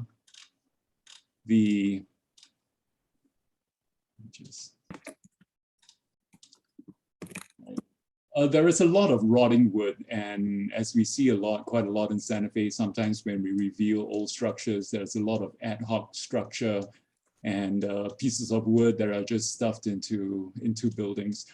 And you can also see that the existing finished stucco at some points are at least 3 to 4 inches proud of the existing adobe behind that. And it's been filled with spray foam and all all sorts of other things. And as you can see that a lot of the rafters that were exposed, they are very tenuously being supported on adobe without any gringo blocks, any plates, any concrete or anything. So it seems like an accident about to happen. There's rotting wood that on the touch just starts to flake off. Yeah. So the idea is to replace the portal, and but at the same time, rather than simply replacing it with a shed roof, that we would create a parapet roof, which seems to be more in line with a few other buildings in the neighborhood. For example, if I were to just pull up the maps here and just go to Street View.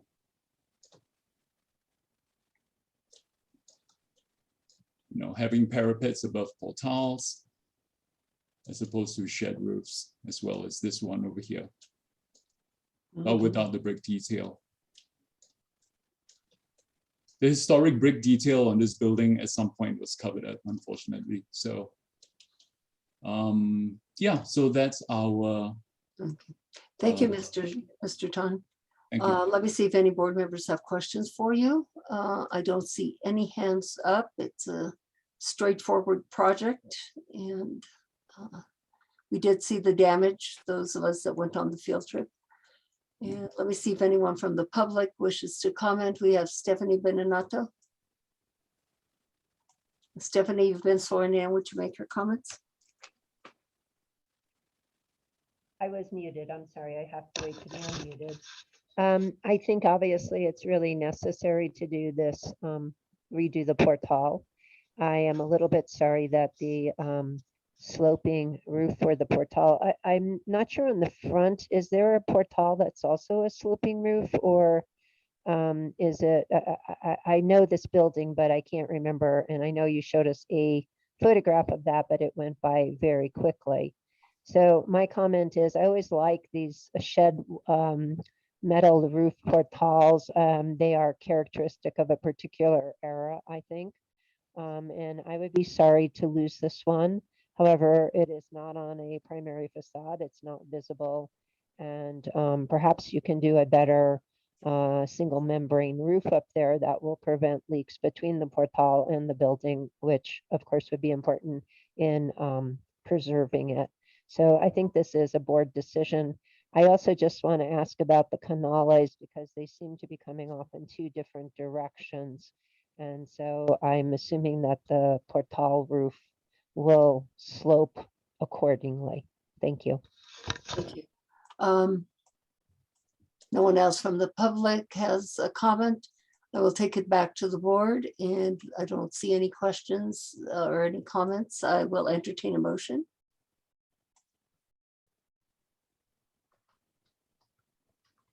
Madam Chair, I'd make a motion. Please. On case number 2022-004712, HDRB at 373 Garcia Street, I would move to approve the application as submitted. And is there a second to this motion? Beachside seconds. And is there anything further to add? I will call for a roll call vote. Member Beachside? Yes. Member Bienvenue? Yes. Member Guida? Yes. Vice Chair Katz? Yes. Member Larson? Yes. The motion has been approved. Thank you, and thank you, sir. Thank you. We move on to the next project, which is located at 653 Camino de la Luz. This is a non-contributing building. And Daniel, it is your case. Would you give us your report, please?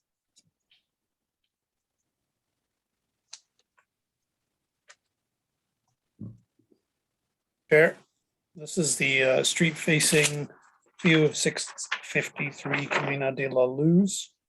It's a non-contributing structure between two streets. This is the other street facing view The board heard a recent case on June 8th, 2021 to remodel certain aspects, including new portal, yard wall, and re-stucco. The building has had a lot of renovations over the years from 1998 to 2005, so that there's not much of the historic material remaining and the historic status is not in question. Here are a couple of other views of the house.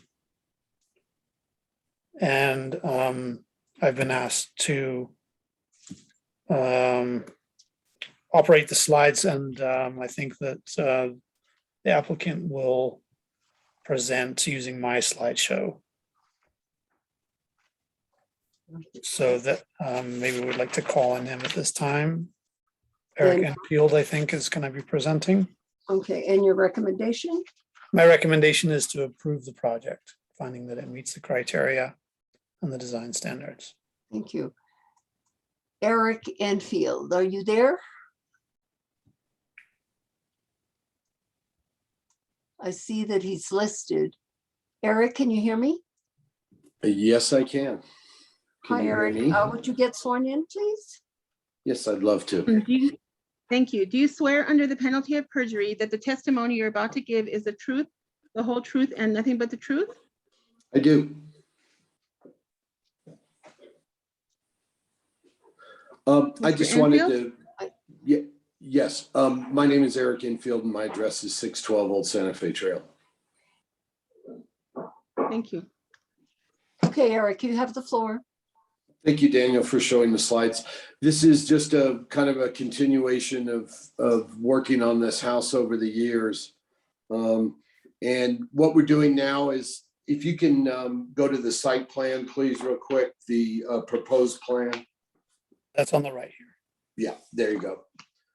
What we're doing is actually straightening the garage so you can get into the garage. You can see that there was an odd angle to the garage, and it makes it very hard to pull in. And we're just going to pull that line straight across at the far corner to create a much more usable garage for these folks, and do a single door instead of two small double doors, and then have one door going to the outside that is also partially glazed.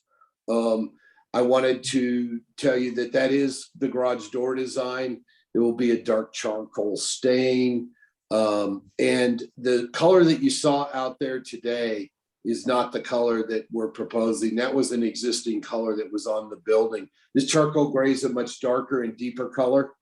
It's tinted the kind of an ebony and charcoal gray. And there, I don't know if you saw an example. I don't think you went in the backyard probably, so you probably didn't see an example of it, but it is a nice color. And we're proposing to do the door and the header above with that color. And if you go over to back to the site plan. Thanks very much for doing this. I didn't really have time to put together a presentation before this, but we're also doing, let's see, you've just got the garage highlighted here. Let's go over to where the portal is going on the other side. That's the portal that we propose on the back side. And it's the same detailing as the front portal that you had previously approved with the charcoal gray, the double 8x8 posts. There's an 8x10 carrier beam, fascia and flashing, and basically a flat roof, no parapet. It comes in right under the window, about 20 inches under the existing window. And the carrier beam is bearing at about 8 feet high. And the total structure is about 9'8" high. It just affords an outdoor area off an existing bedroom that's protected by a portal. So we're adding some outdoor living on the front of the house. And now we're going back and adding the outdoor living on the back of the house. I think you've seen the colors. The elevations are fairly clear. We are having to kind of divert that canale over to the side. That so I think actually we've raised that canale a little bit so it's off the header, and that way we can also transition with our downspout on the garage facade. That is the design of the garage that's drawn in. The other windows are all existing. as on the rear of the portal. They're all the existing windows. And I think I just stand ready to answer any questions if you may have. We are raising the roof of the garage, but as you go back to the elevation of the garage, you can see what we're doing is we're using an existing height of parapet that was there. And we're just filling in across just right across there with that little bit higher parapet. So we can get an 8-foot door in there. I stand ready to answer any questions that you may have. Can you just Thank you, Eric. I'm sorry, clarify it's a 9-foot high door. Okay. It's a Eric, 9-foot high that door. charcoal gray color that you're proposing for the garage doors, Yes. is that being used, is that on any other part of the house at this time? No, I think I saw, I went by there today to see what you were, to check the color of that garage door. And it's going to be much darker than that. And I think it's going to be a much better look on that house than what's on there right now. I think there is a photo of it, of the mini wax sample of the charcoal gray stain in your packet. Yeah, it's being shown here. So would you say Yeah. it's like it's not black, it's like grayish? It's black? grayish. It's more like old wood black, and it doesn't take real solid either on the wood because it's just the grain's gonna be exposed to the wood. So it'll be a nice finish on the door. Okay, and you were talking about that canal over the garage there. Is that an acceptable place for the canal? It's actually raised and it's tied into a downspout, so there's no water coming off the canal, but there's no other place to put it because it's kind of trapped on the sides. The other side is a walkways around the house and stuff. So, but it's going to have a downspout on it that'll come down to the side. Thank you, Eric. Let me see if any other board members have comments or questions. I don't see any hands that are raised. I'll take, yes, Member Benvenu. Thank you, Madam Chair. Just to follow up on the question about the color, I just wanted to be clear, just for the record, I do, it's the only thing I really object to in this particular application. I think it's a nice project otherwise, but I do think that 14-5.2E for recent Santa Fe style requires harmony with historic buildings in terms of color. And I think that this color is definitely a contrast with the historic buildings rather than a complement to them or harmonious with them. And in fact, that does seem to be the point, using black or charcoal grays is to give a contemporary pop to buildings. So from that perspective, I personally couldn't approve the color unless it was already existing somewhere else on the house and you were intended to achieve some kind of internal harmony with this particular property. Might be a reason to do so. And did I hear you say that the board had previously approved that color on some other portion of the house? Yes, sir. They've previously approved it on the new front portal. And is that front portal? It's in the process of being built. I see. So that's something that's been approved and it would be publicly visible. No, not on the front portal. Remember, it has the yard walls around it. Remember, Okay. It has the walls all the way around it. You don't see the front portal. Okay, that's helpful. Thank you. So I would still not agree with the color. Thank you, Madam Chair. Any other board members have an issue with the color? If so, speak up now. I will take it to public comment. Anybody from the public wishing to comment on this particular project? I don't see any hands that are up. I will take it back to the board and ask for a motion. Somebody ready to make a motion? We're moving right along. So Member Guida. Sure, yes, forgive me. I have a quick question for Eric. Eric, this is a 9-foot garage door? Yes. And on the south elevation, the downspout, will that be in front of the garage door opening? No, No, it's not, because what wasn't taken into account is the depth of roof structure. The canal gets raised a little bit. We had sent a revised drawing in and this isn't it, but that's okay. That's my fault because I didn't have time to put a presentation together for this personally myself. But there was a revised drawing that was sent in, but it raises the canal about 8 inches for the structure, the 12 inches for the structure above the header. And then it comes down to the side of it, out the bottom and to the side. On the outside of the building. Yeah, Okay. thank you. I will entertain a motion. Or board members, do you have other comments? Is that why you are hesitating?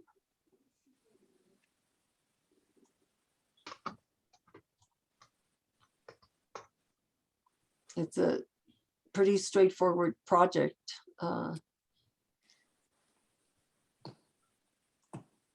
What are we contemplating? I know member Benvenue is having an issue with the color. Anybody else? Member Katz, you have your hand up. Yes, Madam Chair. I would make a motion on this case 2022-004773 HDRB at 653 Camino de la Luz. I would move to approve the project as presented, including the color on the representation that color, that same color will be on the front portal, which I think actually will be visible because that painting part is going to be on the top of the portal and that wall isn't that high. Is there a second to the motion? Rita will second. Roll call vote, please. Member Beachside, Yes. member Bienvenue, No. member Guida, Yes. Vice Chair Katz, Yes. member Larson. No. The motion has been approved. Excuse me, there were 2 yeses and 3 nos. Well, I believe there were 3 yeses and 2 nos. Oh, okay, the opposite. Okay. Yes, Okay, sorry about that, miscounting. thank you. All righty. Thank you. Thank you, Eric. Thank you all very much and have a good night. We're moving on to the 4th case this evening, which is located at 1 Plaza Fatima. This is a contributing building and it's Angela's case. Angela, may we hear your report, please? Yes.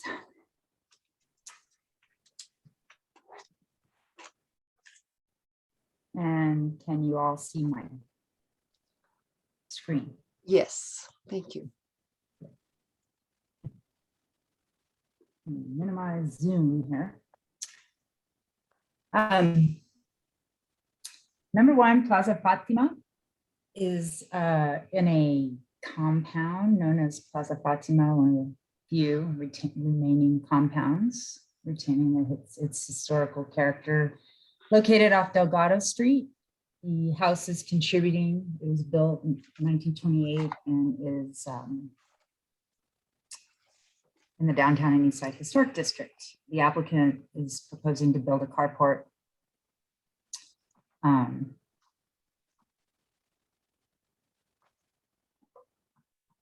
a freestanding carport, which will be located next to the house, south of the house. This is the main house, Delgado's that way. To be Spanish Pueblo revival style of natural wood, unstained beam columns and views and corbels in natural wood. Flashing will be the color buckskin.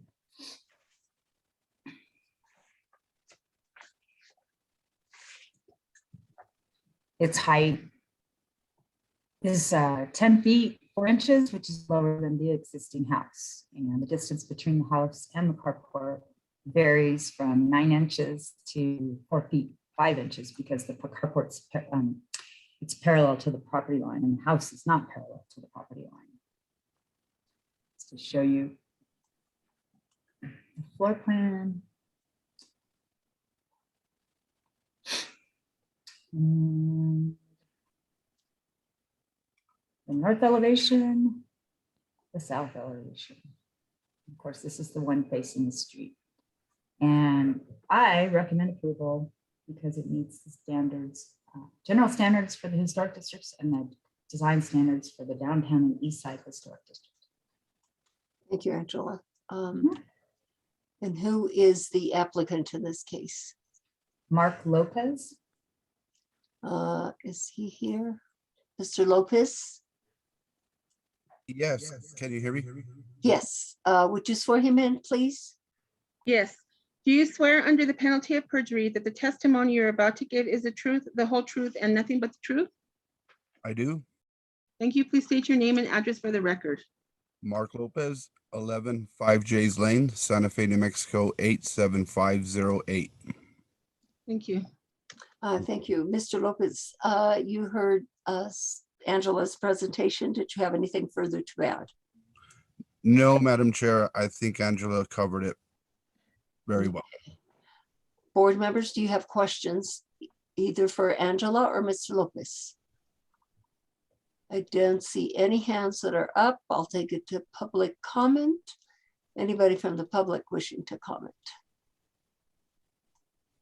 No, I think this is this carport will look a lot better than the existing tent-like structure that is there now. I will entertain a motion. A question. Oh, yes. Oh, I see two hands that are up. Member Katz. What is the drainage? I noticed that you have it drained towards your neighbor's house on the south. Where does it go from there?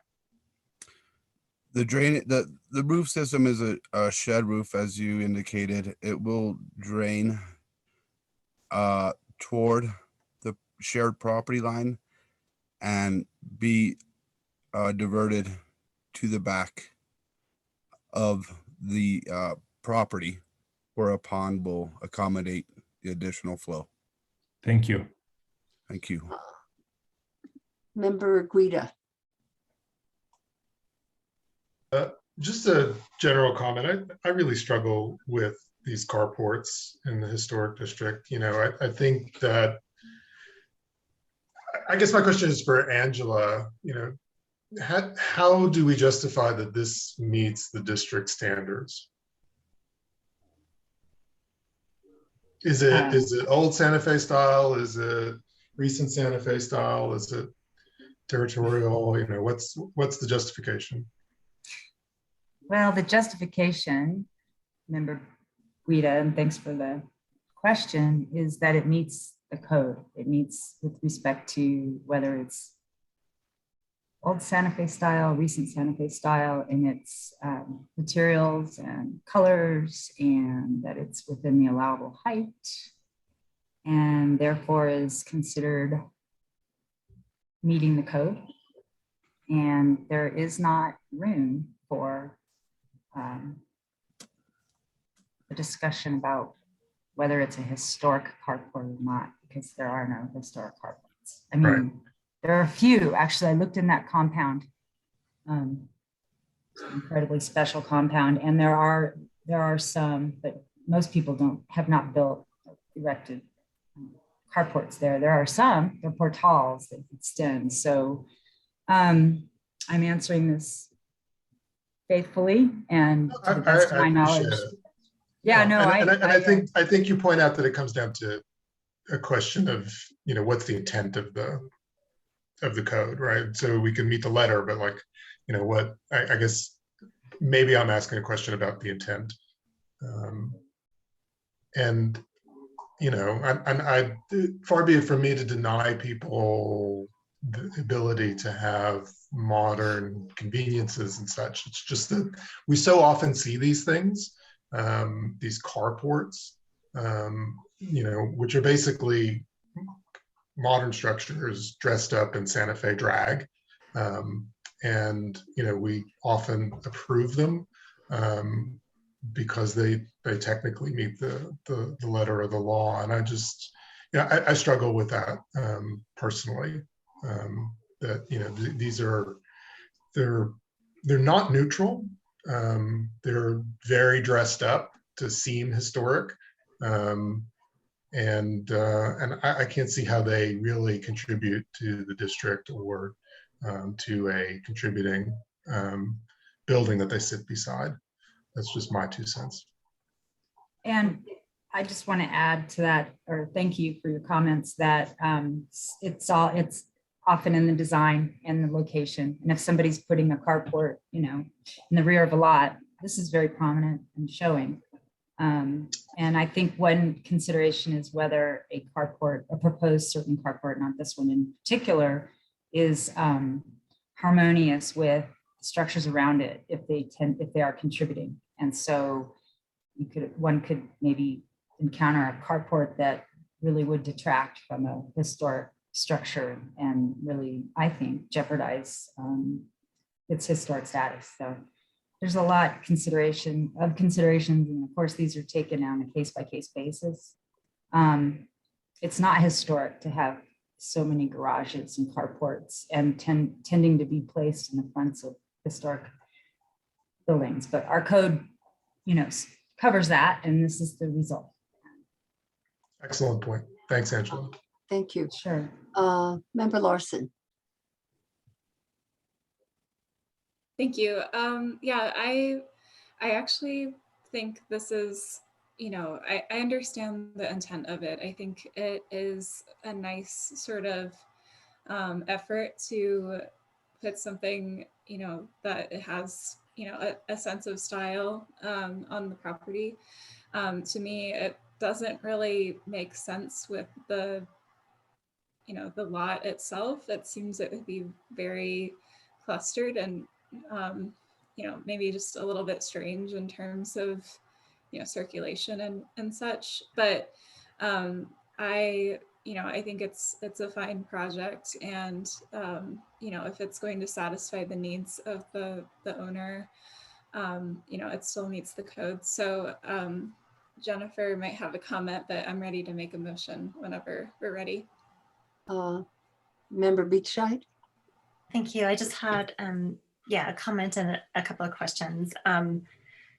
I share the concern about the carports in the historic district in general. And I think that this one in particular is really squeezed in there with 9 inches at one point from the contributing building. It just doesn't seem that it fits in terms of scale. But my question refers to the 1984 HICP report, which actually does reference an accessory structure of a carport. Was there something there in 84 that's different from the sort of temporary tent structure that we see now? And then my second question is about the color of the drip edge flashing that's referenced in the proposal letter as painted turquoise, but on the drawings, I think it's referred to as buckskin. That could be clarified, please. Yes, Member Beachside. The first answer is it is not turquoise. The applicant has changed that to be brown, and I think unstained or stained brown. So that flashing is not going to be a color. And with respect to the history of the possible carport existence, I don't have any more information about that to know what it looked like or what it was, if there was one.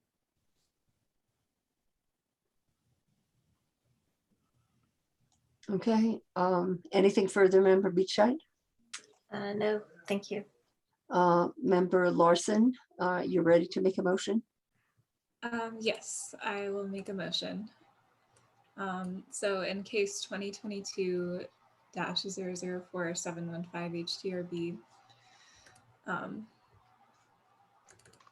the address 1 Plaza Fatima, I recommend that we approve the project following staff's recommendation.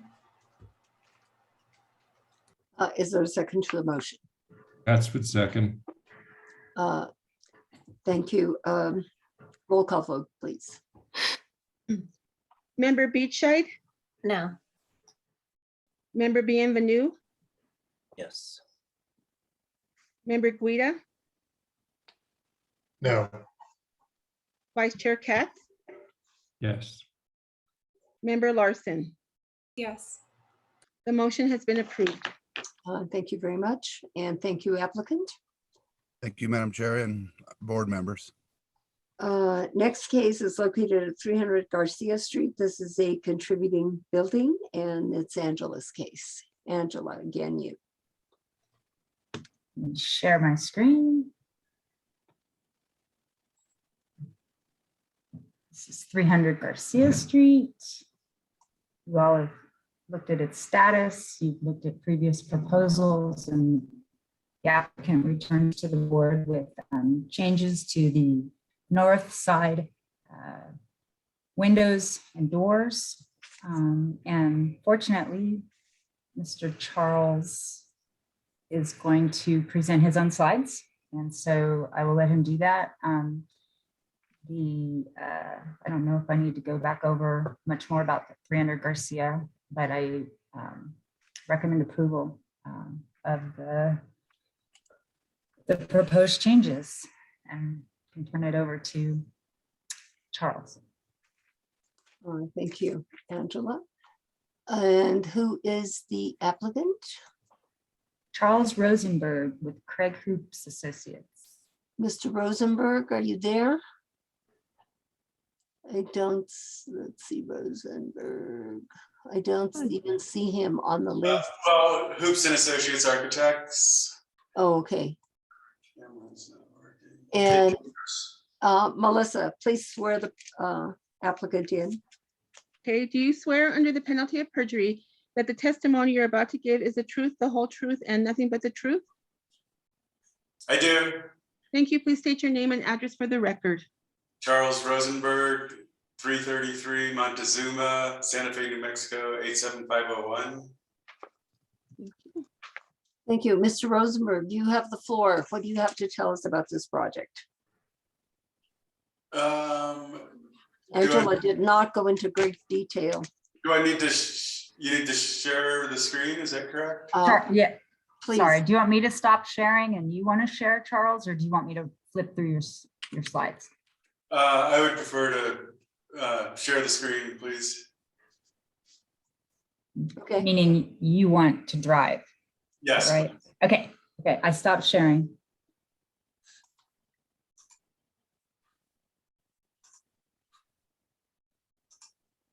Okay, can everyone see that? No. No. About to.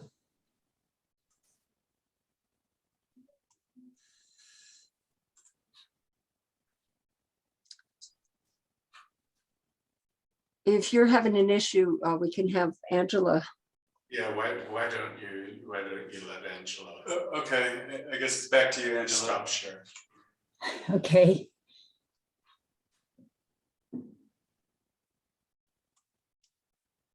Okay, I'm on the first slide. Charles, you can let me know. Oh, maybe that's fine. When you- Okay, yeah, so Okay, hang on a second. Madam Chair and board Angela, would you put the first slide in? We're not seeing it. You're not seeing it. I'm screen sharing. You have on the left-hand side of the screen elevations and a site plan, but the big picture is just showing 300 Garcia Street renovation. There we go. Now we have That's a the site big- plan. Whoops. And the site plan went away. go to the site plan. There you go. Thank you. Okay, so good evening, Madam Chair and board members. You probably recall this. We presented this back in December 14th hearing where we had some miscellaneous windows and yard walls that we proposed that got approved. There were essentially 3 items that did not get approved. And that was the, if you're looking at the site plan to the far lower right, there was what we're proposing tonight is a vehicular gate. And then beyond it is a pedestrian gate. It wasn't approved in December because there wasn't enough detail. And then the third item is on the upper left, which is the north elevation. We were proposing a large opening that was an accordion door, and we're revisiting that tonight. So if we could go to the next slide. Not sure if Sandra is here tonight. Sandra Donner. Oh, Sandra, are you with us? Yes, I'm here. Oh, okay. If she needs to get sworn in as well. Okay, do you swear under the penalty of perjury that the testimony you're about to give is the truth, the whole truth, and nothing but the truth? I do. Thank you. Please state your name and address for the record. Sandra Donner, 1021 Don Diego, Santa Fe, 87505. Thank you. Okay, continue with the presentation, please. Sure. Would you like me to jump in here, Charles? Please. Okay. So what we're proposing this evening for both the vehicular and the pedestrian gate that run along Garcia Street they're both wooden gates with some metal grate and some to allow some fenestration through the openings in the kind of cross like forms are the areas where there would be a metal mesh. The gate would be constructed, visibly constructed all of wood with some structural, with some steel just for structural integrity, in particular for the vehicular gate, just to keep it all in one piece. It's going to be a sliding gate that slides to the north, so to the right in the drawing, slides behind that wall. And trying to think if we do actually, if you go all the way down to the last sheet, Charles, if you could just click on that. Angela. Yeah, Angela would have to, the very Oh, last. sorry, Angela. Watches. I wasn't the very last one. This was the next slide. Yeah, no, just the very last slide, the one with the color swatches. Oh. Yeah. Here you go. Yeah, I just wanted to explain. So what we're looking at doing with the gate itself is it's kind of it has probably a little bit of a gray wash to the wood. And we would be looking to use some, where hardware was necessary, some darker antiqued bronze hardware. And then the gate mesh, although that may not be exactly the right thing, it would be something of that sort, where it was more of a bronze colored mesh inside the cutouts in both the vehicular and the pedestrian gates. And I think that's pretty much it. I mean, of course, be happy to take questions once we get to that point. It looks like we are at that point. Oh, well. Unless you have something further to add. Well, no, I don't, but we were going to talk about there's also the doors. Okay, would you address that, please? Correct, and I can take over here. So Angela, if you would click on, there you go. So this is the north elevation with the new proposed yard wall replacing the coyote fence that's sitting on top of the rock, which was approved last hearing in December 14th. The area to the right that have kind of bubbled with the dashed line that says review this element only, that's what we're here to present. And if you could click on the next slide, please. So that's an enlargement, partial elevation to the north. What you're seeing that's dashed is what is existing and being removed. The door that's dashed to the far right was approved last hearing to be infilled. And the 4 windows that are dashed is what we're proposing, creating a larger opening. Next slide, please, Angela. So this is what we're proposing. Previously, we had proposed what we were calling a little roofette. There's 4 existing canales above this new opening. And we're going to reroute that into one canali to the left, right above the people that are on the rendering, and downspout it. I've done a roof calculation. One canali is fine. I'm not sure why there's 3 existing ones in that one location. So what we're proposing for the new opening, previously it was an accordion door that was 6 panels, 3 went to the left, 3 went to the right. Tonight what we're proposing is creating a heavy timber header with 2 heavy timber beams. To the far left and to the far right are essentially fixed French doors, side lights, if you will, that are unoperable. And in the middle, in lieu of the 6-panel door that we previously had, we have a 4-panel accordion door, where one is acting as a French door, the far right one, and the other 3 can accordion back to create a larger opening if needed. All the timber would be stained kind of the natural color that's on our color chart. If you want to go to the last slide for me, please, Angela. Which is going to match the existing wood that exists on the building. So that's the upper right, the exposed wood timber, the fixed side lights and new French door, if you will, would be the blue color, which was also approved throughout the whole building last hearing. And the stucco sample, we're not proposing restuccoing, but I'm sure there'll be some patching here and there. And I've went out there and identified it as buckskin, so it'd be patching to the similar color. So if you'd like to go back to the previous slide, Angela.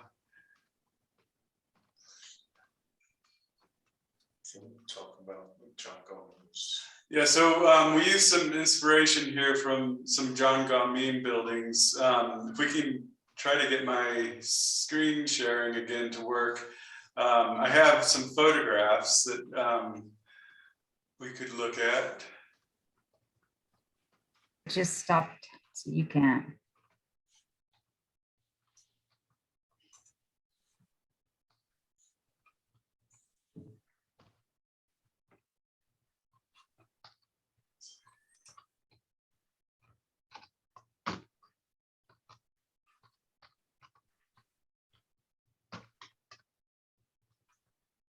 Sure. Okay, can everyone see the photographs here? Yes. Okay, so in particular, the lower right-hand photograph was sort of what we were using for inspiration. John Gomez had done some larger window openings like this, window door openings. We just wanted to present this as, it's something that I think if I can, I had some other. We're not trying to be chalk. Yeah, we're just using this as examples that this kind of thing does exist in the historic buildings around town. This was the Frank Applegate house off of Monte Sol. This was the McCormick house.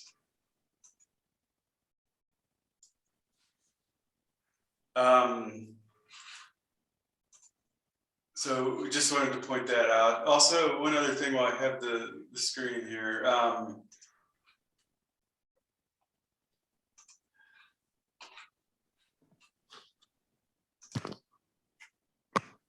I know it'll be concerned that what you see from the street. I did a little site section.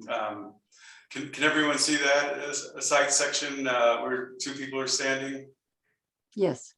Okay, so this, where my cursor is the proposed new opening, and there's an existing terrace here. It's about 8 feet from the existing building. We're recessing the opening, the heavy timber I mentioned at the head is up here. It'll be recessed significantly. This is a fairly thick adobe wall, approximately 2 feet or more. This is the new 46-inch wall that Sandra had proposed in the last hearing that was approved, where currently there's about a 5 or 6 foot coyote fence that goes about up to my cursor. Down here is DeVargas Street, or east of Vargas Street, where it kind of appears like an alley behind this residence. And the point of this section was, when you're walking down here and you're looking up, you only see a little piece of this opening. So it's not really something the public sees that much of. Just wanted to point that out.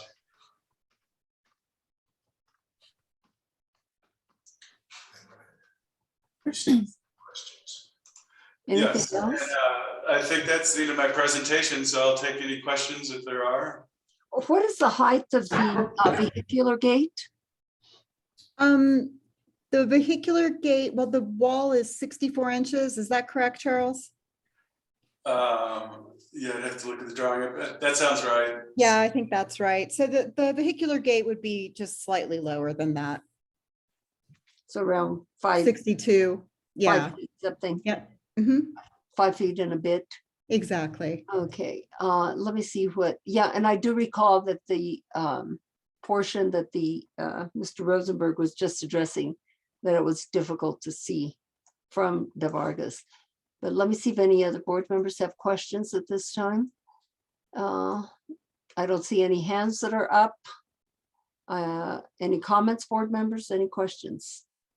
If not, I will take it to the public, and I have Stephanie Beninato, she's been sworn in. Yes, Stephanie.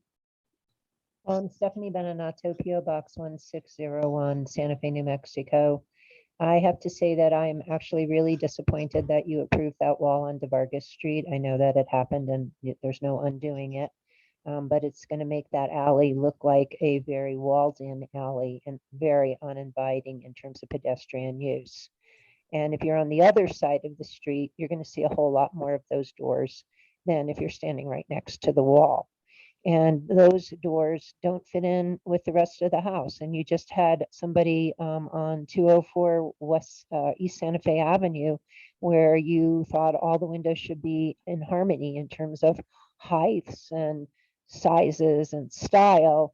And yet here is something that is totally not in keeping with any other part of the house at all.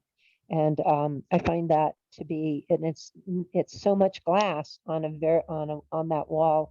And I think the doors are higher than 80 inches. It appears to be from the drawing. In terms of the gates, I love the design of the gates. Please don't get me wrong, but I really think that if you have to wall yourself in so much in the east side, that maybe it wasn't a good location for you. Maybe you should have picked a gated community where you could be walled in and not have to block the view of a beautiful house from everybody else's appreciation. Thank you. Thank you, Stephanie. Anyone else from the public wishing to comment on this particular project? I don't see any other hands that are up. I want to take it back to the board. Board members, do you have comments? Do you have questions? Vice Chair Katz. Member Katz. Please I'm unmute. sorry, I was muted. I agree with Stephanie about the accordion doors. This is disappointing that they are so large, so high, and so different from everything else in the building. Madam Chair, can I address that? Yeah. Would you please? Yeah, so the code refers to, I'm actually looking at section 14.5.2E2B as in boy. And it says that the combined door and window area of any publicly visible facade shall not exceed 40% of the total area of the facade, and so on. I did the calculation, we're at 27%, including the new proposed door. So we're well under what the code allows. Thank you. Board members, any member Guida? You have your hand up. I have a motion, Madam Chair. Yes. Case 2022-004742 HDRB 300 Garcia Street. I move that the board approve the project as submitted and in agreement with staff's recommendations. Is there a second to the motion? Scheibel, second. Roll call vote, please. Member Beachside, Yes. Member Bienvenue, Yes. Member Guida, Yes. Vice Chair Katz, No. Member Larson. No. The motion has been approved. Thank you. It's 3-2 vote. Thank you, applicants. We will move on to the next case, Thank you. Thank you. which is located at 545 East Alameda Street. And this is Angela's case. Angela, we need to hear from you. Thank you, Chair. So 545 East Alameda Street is a compound, a cluster of homes built between, it's located, the lot spans from East Alameda on the south up to East Palace on the north. It's part of why the addressing is, it's 545 in some places, 535 also in some places. So at the center of this house, this property sits the Ashley Pond House, which is a historic building built in 1934. The rest of the buildings are condominiums that have been built between 2010 and 2020. The main house is contributing, and the rest of the structures on the property are non-contributing to the downtown and east side historic district. So the applicant proposes to add a mechanical vehicular gate, and the applicant has provided these slides to present herself. So I will just read my staff recommendation and turn it over to her, which is that I recommend approval because it complies with the general design standards for all districts and the downtown and east side design standards. The applicant is Danielle Valdez. Okay. Would you swear in the applicant, Melissa? Yes. Do you swear under the penalty of perjury that the testimony you're about to give is the truth, the whole truth, and nothing but the truth? Yes, it is. Thank you. Please state your name and address for the record. My name is Danielle Valdez, and I live at 15 West Wildflower, Santa Fe, New Mexico, 87506. Thank you. What is the last name? Applicant? I didn't catch your name. I think she said Valdez. Okay, and now we're not hearing anything. I think she's may have been booted off the meeting. Well, that's not good. I mean, I think her internet glitched. Oh, potentially. okay. I did not boot her off. There was an error. Okay. Oof. We have another hand raised. Yes, is that person an applicant for this case? I am, yes, Okay, you need to get sworn in, please. thank you. Do you swear under the penalty of perjury that the testimony you're about to give is the truth, the whole truth, and nothing but the truth? I do. Thank you. Please state your name and address for the record. My name is Aaron Bohr, and I live at 1713D as in David, Montano Street, Santa Fe, New Mexico, 87505. Thank you, sir. What do you have to tell us about this project? And I see that Ms. Valdez is also back on. I'll just stand in the wings and let Danielle take it from here. My apologies. I don't know what just happened. It Thank you happens. for having me. Ms. Valdez, I'm going to go ahead and swear you in again because I didn't get an answer from you. So do you swear under the penalty of perjury that the testimony you're about to give is the truth, the whole truth, and nothing but the truth? Yes. Thank you. Please state your name and address for the record. Danielle Valdez, 15 West Wildflower, Santa Fe, New Mexico, 87506. Thank you. So we are proposing a pedestrian and vehicular mechanical gate here at this, at the East Alameda entrance. It is 50 feet from the property line. So, and it is a 6-foot vehicular gate with a 5-foot pedestrian gate in the Unit 7 portal. And if you, thank you, Angela. Unit 7 is the one to your left. The approved gates are on the top. This was approved a few years ago. We are proposing higher gates for security and privacy purposes. We have had a few trespassers and break-ins within the property and would like more security. And that is, Angela, if you can go to the next slide, please. This is your view if you are traveling east on East Alameda. You will notice that you cannot see the proposed location for the vehicular or the pedestrian gate. And Angela, if you can go to the last slide, please. The gates are only visible from directly facing into the property. So that is our request today from the board. The gates are to match, the vehicular gate will match the white balustrades on unit 6 and 7, and the pedestrian gate will be matching the wood stained from the windows and the current existing gates on unit 7. Thank you. Would you go into a little detail in reference to the vehicular gate design? Certainly. So it is wild grass, and it is to match the existing landscaping and complement the existing landscaping that's currently on the property. And would you indicate the colors again?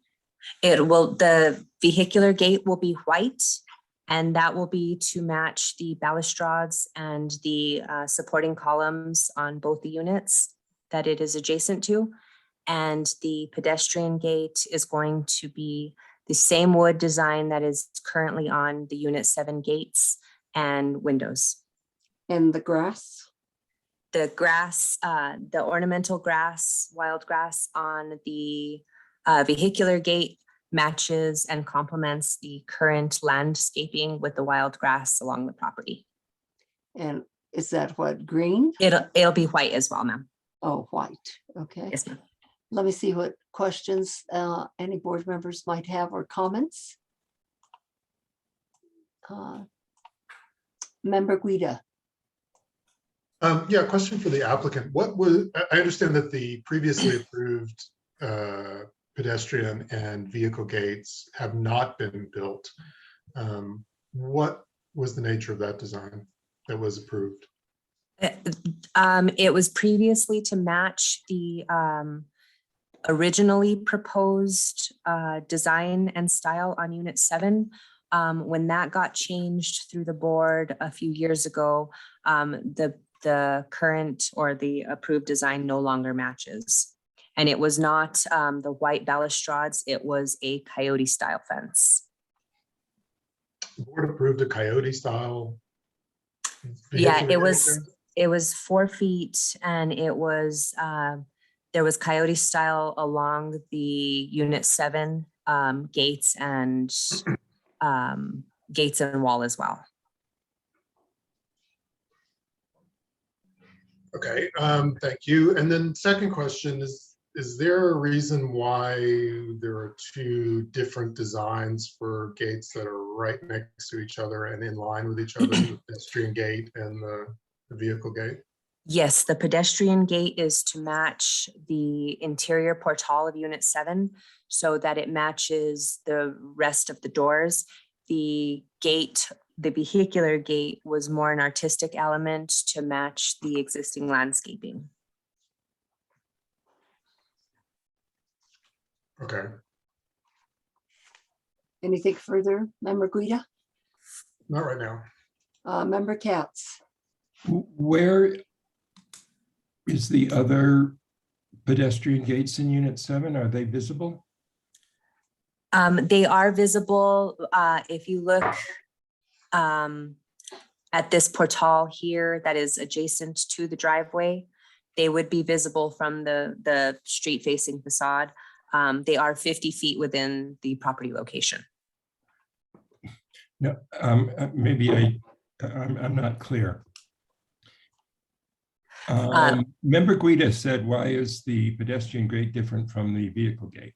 And you said because it matches pedestrian gates someplace. Yes, if you look at this front facing view, the gate going into Unit 7 that is I don't see adjacent any to, gate. Oh, where? right, right Guide to the me. right of the windows, I'm sorry. What? So tell me where to go. And that awful colored portion I of the can see the building? date. Is Angela, if you go, it's on the white wall. This guy? There, No. yes, ma'am. This, So this one, yes? yes, ma'am. So the pedestrian gate will match those interior doors and that gate, as well as the window finishes. And it'll be the same color and the same design as that gate in the front. So it stays within the context of Unit 7's current wood exterior gates. Okay. Angela, could you go up to the first slide? Yes.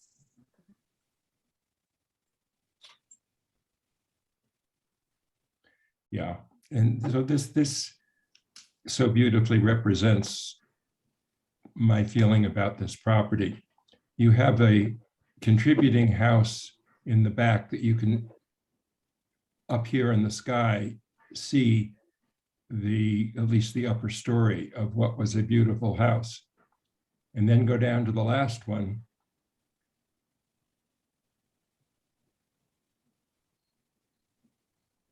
And this is the view that you've gotten left thanks to these people. That's all I have.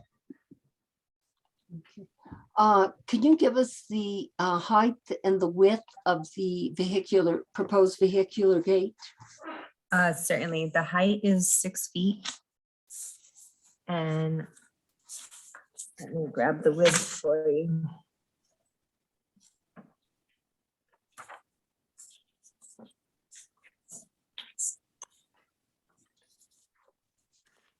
The width is 20 feet.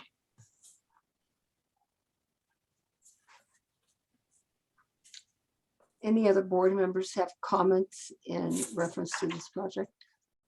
At this time, it appears, let's see, Member Beachside. I'll just make a few comments at this point.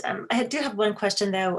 Could you tell us what the height is of the wall that exists in front of, I think you're calling it unit number 7, where the new pedestrian gate would go? What is the height from the ground there?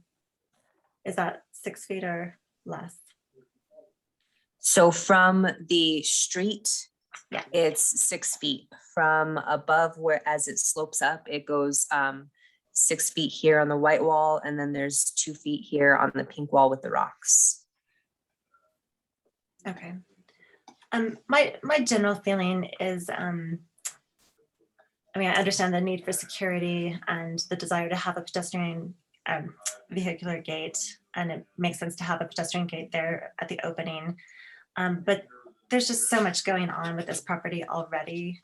I feel like the design of the gate just adds to the confusion in this property. It's not harmonious on its own among the buildings. I share Frank's disappointment in what has happened to the contributing structure beyond, but it's too late for that. But the fact that we have sort of 3 colors of stucco, we have a rock wall, we have white paint and orangey stain, brick elements.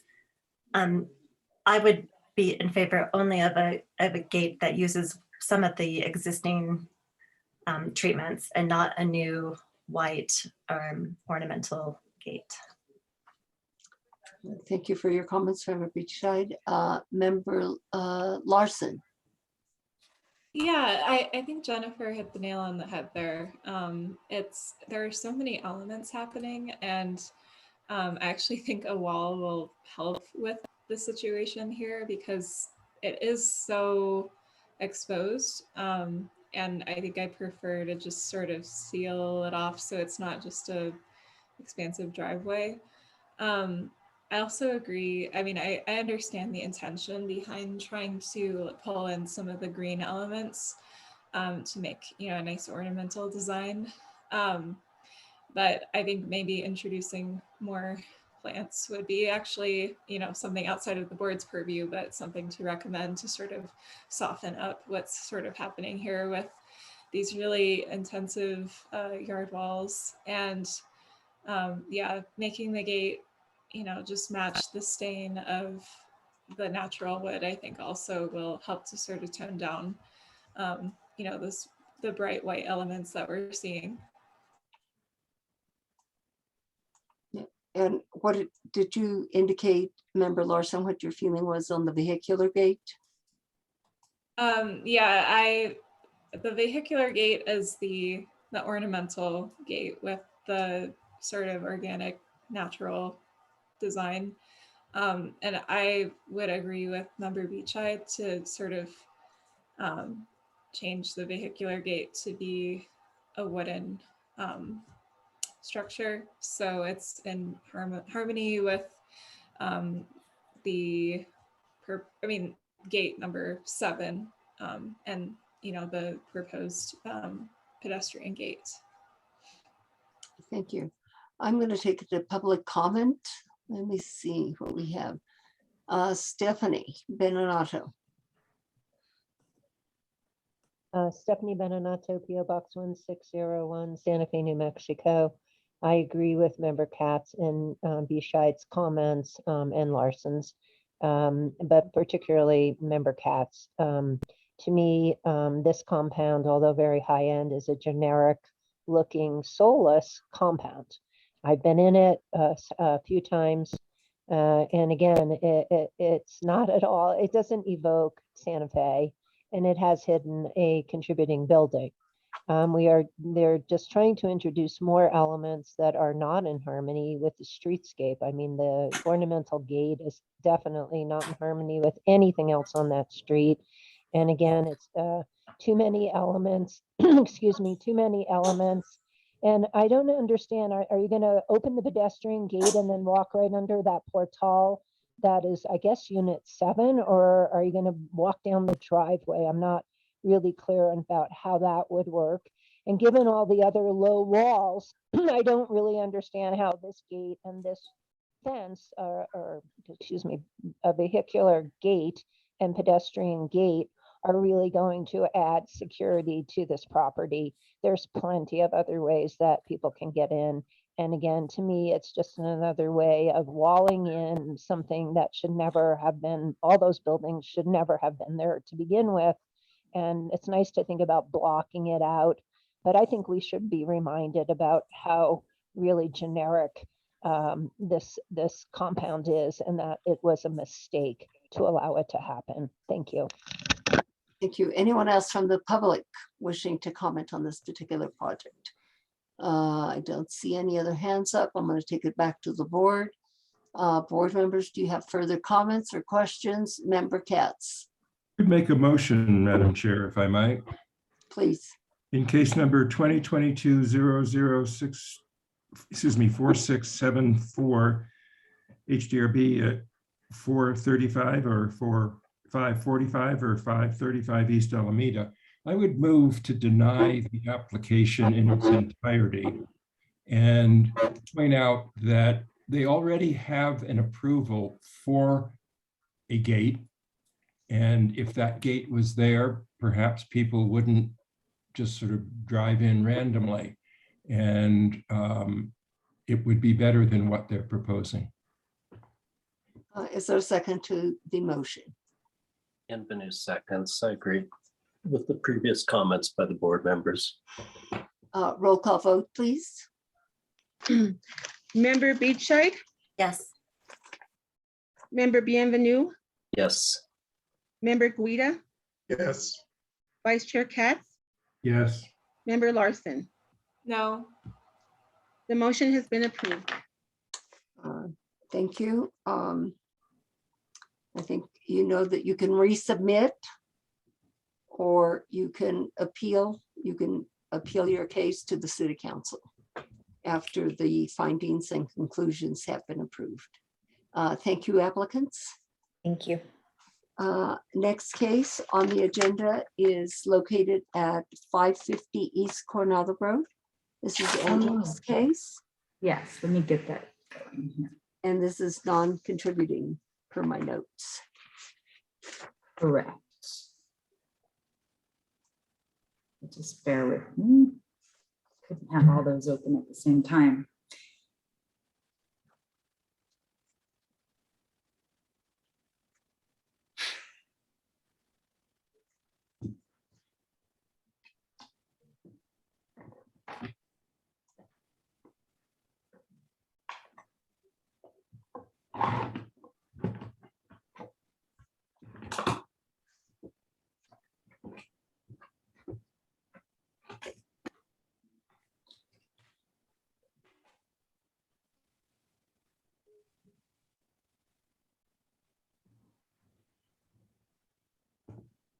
Getting there, Angela? I am getting there, yes. Okay. It's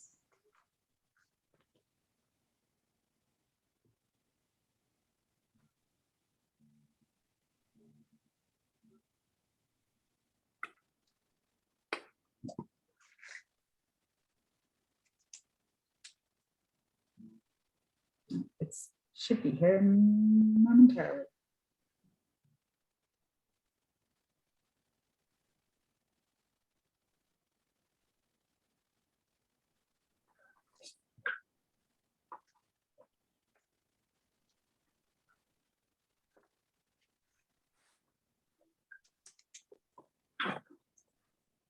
We were rolling right along, and I don't know what the issue is, but Time, my computer. Do you need me to share screen? that's what I'm wondering. Oh, you can, sure, but I think it's coming up right neat. The ball is twisting and turning, but you might do it as a back cut. Okay, let's. Oh see. no, it just came up, Okay, we can see. Okay, you can see it? No, that was my screen. No, I need to share, right? Yes.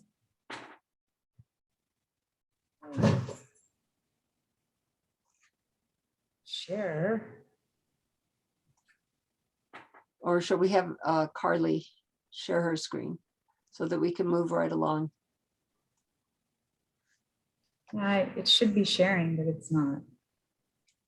It came up and then it left us. And then it went back. Mhm. That was Okay, Carly's that came up. that was Carly's did? Okay. You want to take it, Carly? I'll just Yeah, Carly, let's go for it. decide here. There we go. That's Carly's. Okay, Angela, to just go ahead and start presenting and then tell me when to go forward. Okay, so I can't really see your.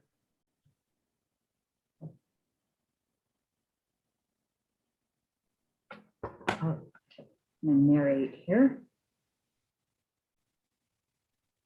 Okay, this house is non-contributing, built sometime in the 80s. The applicant is proposing it's a pretty significant remodel that is going to reconfigure rooms.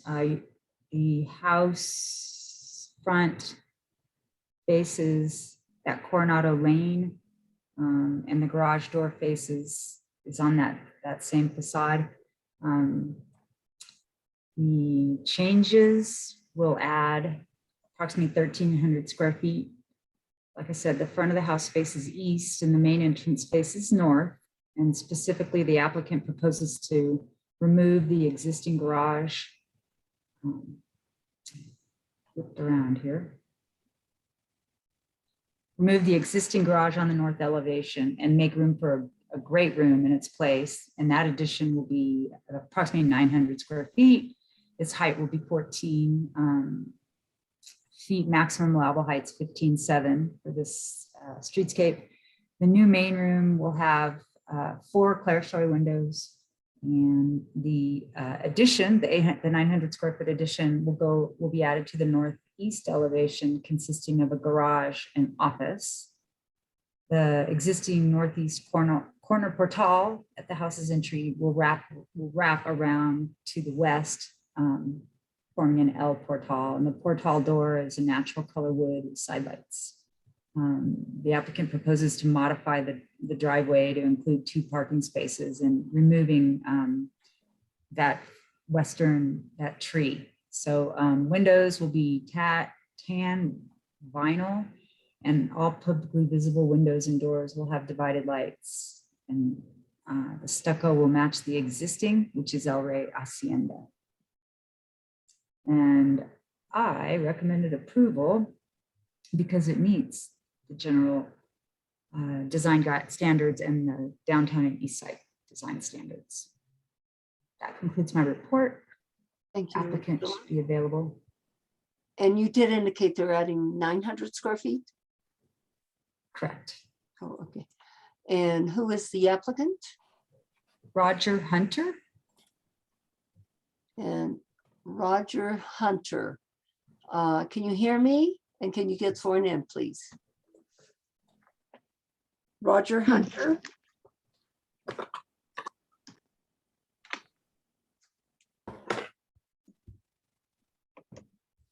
Mr. Hunter, can you hear me?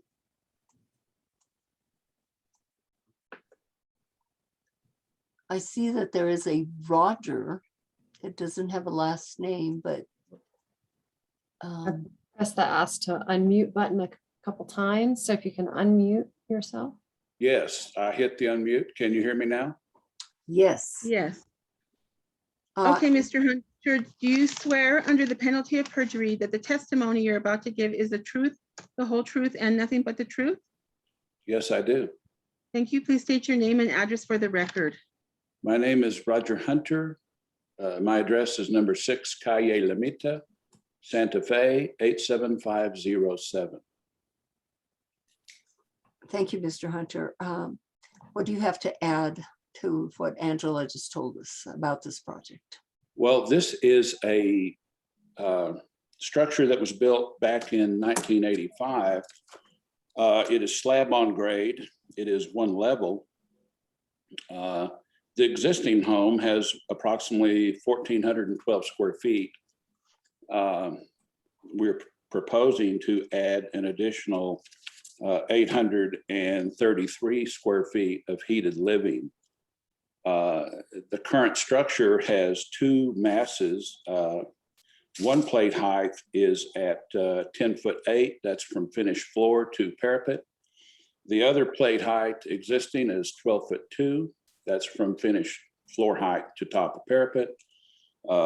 We would be requesting an additional massing of 14 feet, which is the clear story windows that you see across the front here. Those are windows up high, non-operable, that would be in the master bedroom. Those are approximately 26 feet back from the face of the garage. So probably not visible from the road.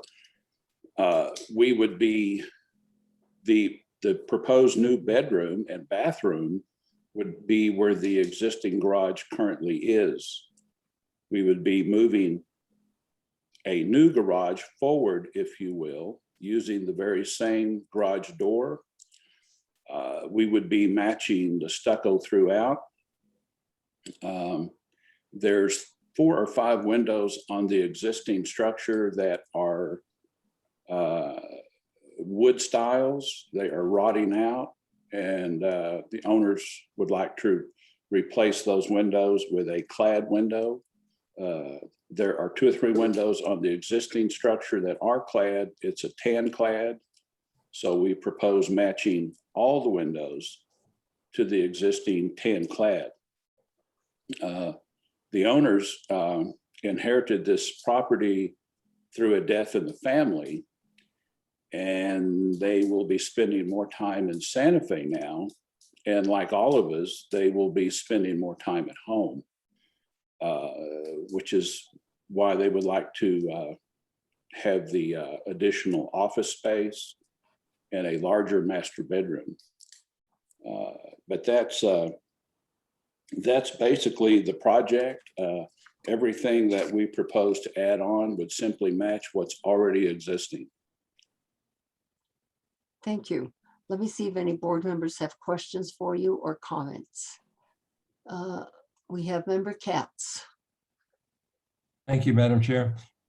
I have trouble with the height of the master bedroom, which seems to be inconsistent with the rest of the height. I was wondering if the applicant would be willing to match the height of the taller portion of the rest of the house. And, you know, I mean, if light is desired in that bedroom, I'm sure skylights would provide that very nicely. Would you answer that, Mr. Hunter? Yes. I was wanting to make sure he finished the question. Okay.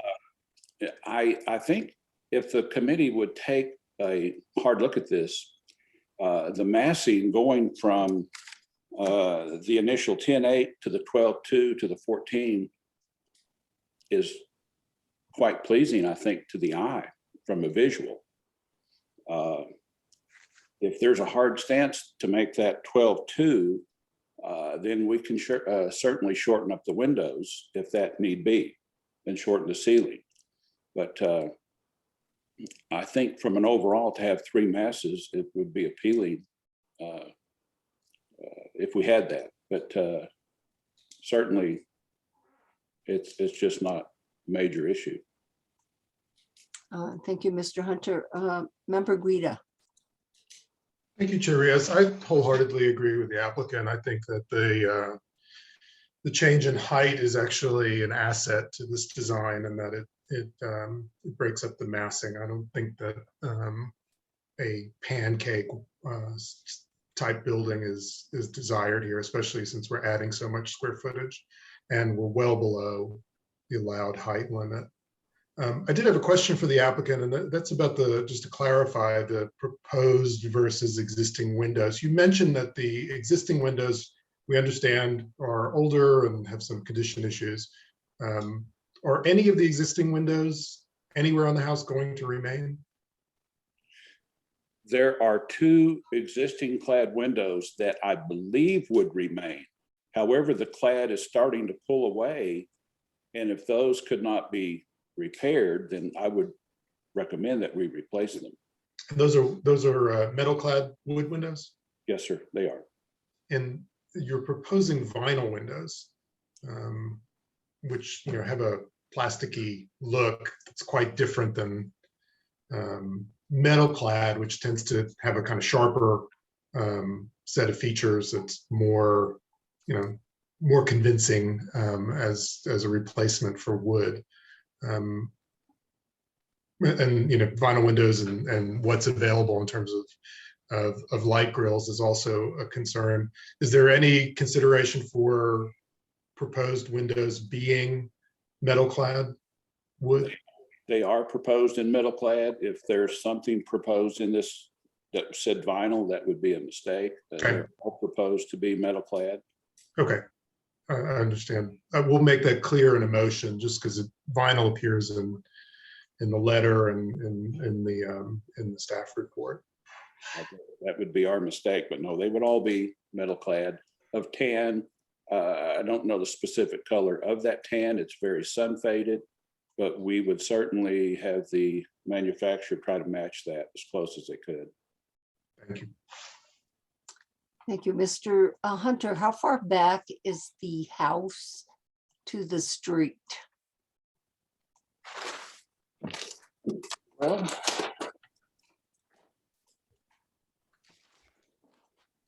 if you'll bear with me one moment.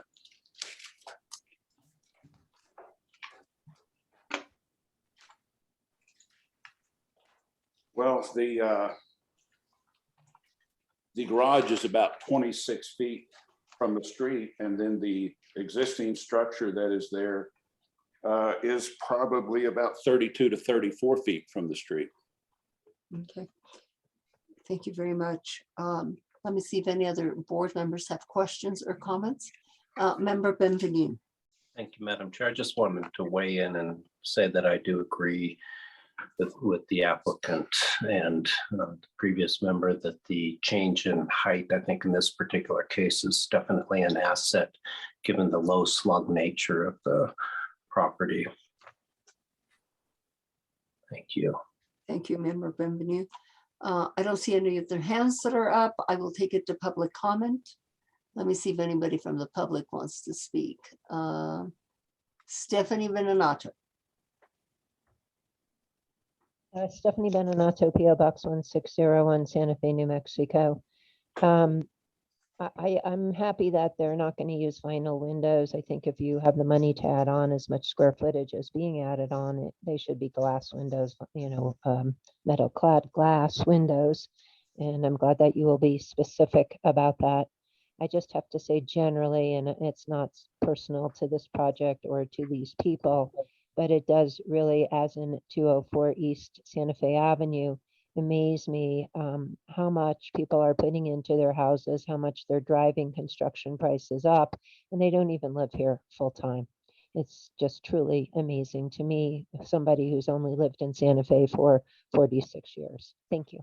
Thank you, Stephanie. We have Jane Mandel. Are you wanting to speak in reference to this particular project? Ms. Mandel, can you hear me? Yes, I was unmuting myself. Can you hear me? Yes, you need to get sworn in. Do you swear under the penalty of perjury that the testimony you're about to give is the truth, the whole truth, and nothing but the truth? Yes, I do. Thank you. Please state your name and address for the record. My name is Jane Mandel. I live at 556 East Coronado Road, and I am the secretary of the Cutting Compound Homeowners Association, which represents the 6 homes on the cul-de-sac on East Coronado Road. Yes, ma'am, you have the floor. Go ahead and make your comment. Thank you. The owners of the property have circulated their plans to all of the homeowners in our association. And to my knowledge, no one has voiced any objection to this plan. And really, that's all I need to say, I guess. We have no problem with them doing the addition as proposed. And the only question I have is that the plans that I am looking at that were given to me by the owner do not show divided pane windows. And on the drawings that you're showing, it shows divided panes. And I just wondered which it was going to be, because no other houses in our cul-de-sac have those divided pane windows. Mr. Hunter, are the windows going to be divided light? Yes, they would be true divided light, correct. Thank you. Member Larson. I'm ready to make a motion, if that's okay. Okay, let me see if Member Guida has something further. Member Guida, did she have something further? Member Larson can make the motion. Member Larson? In case 2022-004720 HDRB at 550 East Coronado Road, I move to approve the application following staff's recommendation with the following clarification that the windows will be tan aluminum clad rather than tan vinyl, and that they will have true divided lights on the northwest and east elevations. Is there a second to the motion? Guido will second. And is there anything further? Nothing further. Roll call vote, please. Member Beachside? Yes. Member Bienvenue? Yes. Member Guida? Yes. Vice Chair Katz? Yes. Member Larson? Yes. The motion has been approved. Thank you very much, and thank you, Mr. Hunter. And we move on to the last case on the agenda, which is located at 1546 Canyon Road. Is that the correct address? 1546, or is it 1564? 64. I believe it's 1564. Do you want me to take this, Carly, or do you want to take this? And it's Angela's case. Yes, Angela. The announcement that the correct address is 1564 Canyon Road, and the agenda had it improperly, incorrectly noted as 1546. Therefore, that case is not being heard tonight. Okay. So that case is not being heard this evening. So do we need to make a motion to postpone the case, or it's just taken off of the agenda? I think Madam Chair, go ahead, Angela. Carly. Since it's on the agenda, we should postpone it and correct the date, because in the packets and elsewhere, the agenda number has been correct. But this is a call for Carly, or our legal counsel. Excuse me, Madam Chair. It was improperly noticed on the agenda. That means it cannot be heard tonight. So, but the other issue is if we postpone to a date certain, there may be other changes to this case. And so that's why I don't believe we should postpone to a date certain. So I will entertain a motion. Madam Chair, I'll make a motion. Yes, please.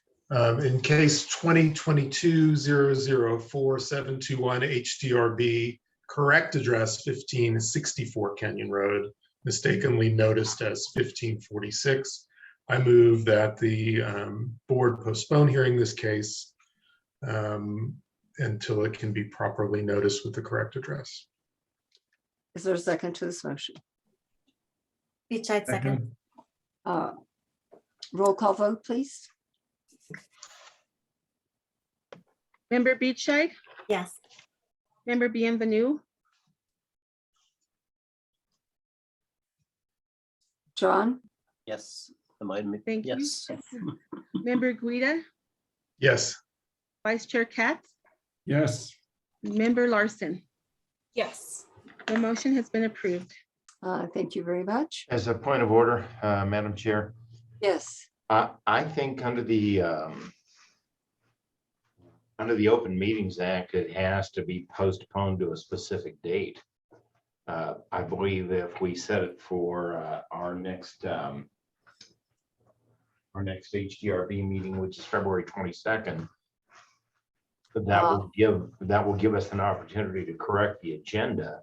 I have to note for the record that the sign appeared to be properly posted on the property when we went to the field trip this afternoon. The construction permit sign, the yellow construction permit sign was posted on the property.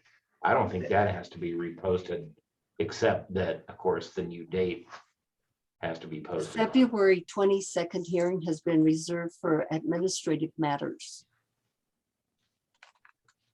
only. We're not going to hear any cases on that particular date. Okay, well then, we should probably pick March 8th then. But I do think under the Open Meetings Act, it has to be postponed to a specific date. I think that could be, Madam Chair, I think that the adjustments could be made for that. Maker of the motion, can you restate the motion? To restate the motion, I will say in case 2022-004721 HDRB, improperly noticed as 1546 Canyon Road, but actually 1564 Canyon Road. I move that we postpone hearing this case until it can be properly noted in the agenda. The date certain for rehearing the case would be March 8th. And do I hear a second? Who was the second? I think it was me. Second. And Member Beachhead seconded. Roll call vote, please. Member Beachey, Yes. Member Bienvenue, Yes. Member Guida, Yes. Vice Chair Katz, Yes. Member Larson. Yes. The motion has been approved. Thank you, and our apologies to the owners and the applicant on this case. Anything under discussion items? Madam Chair, I have a discussion item. Well, we'll do that under matters from the board, but. Oh, sorry. Staff, anything under discussion, or Attorney Rubelit? Nada? None from staff? Nothing? Nothing from the city attorney's office, Your Honor. Okay. So matters from the board, Member Guida. Thank you. Just a note about my hesitation with carports. I've been doing some thinking about this. And maybe this is just food for thought, but one of the it brings up two issues for me.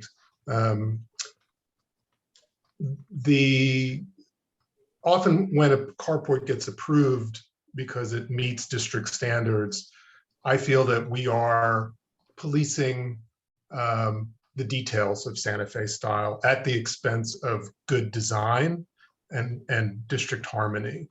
And that matter is worrisome in terms of the end result in the built environment. That we get these carports that are very suburban and car dominated. I'm not denying the reality that people have to have cars and we can have garages, but it brings up that very matter. I mean, this is not an element of Santa Fe style architecture. These are only a collection of Santa Fe style details. And, in general, I would push applicants, even if they are to do a carport, to kind of do it in a kind of more thoughtful and inventive way that is an adaptation of the style. So that's one thing, and one way I'm looking at this. And I guess the second point is that, in terms of latitude and in terms of design, if we're willing to approve things like this, I think we can actually kind of be more open-minded about the types of things that we approve, right? If we're saying like, oh, well, whatever the form, but like the details are okay, that's great. But that's a real kind of mistaking the forest for the trees for me. I think one of the things that we can do as a board is acknowledge that there are contemporary realities and that they will result in different expressions, ones that should be sensitive to our historic districts, but that, the kind of knee-jerk reaction of like, well, it's got corbels or round columns and whatever, that's okay. So I'm kind of arguing it from both points that we can actually have more kind of stylistic freedom and good design in the district, and that we could also be more critical of the things that we're approving based on details. I think that's it. Thank you, Anthony. Did anybody have any comments in reference to Member Guida's concerns? Well, perhaps in the future. Or Madam Chair, I just want to point out this. I think the board will have a lot to discuss on parklets, which is coming up. There will be a presentation. Okay. I want to bring something up, and that is in reference to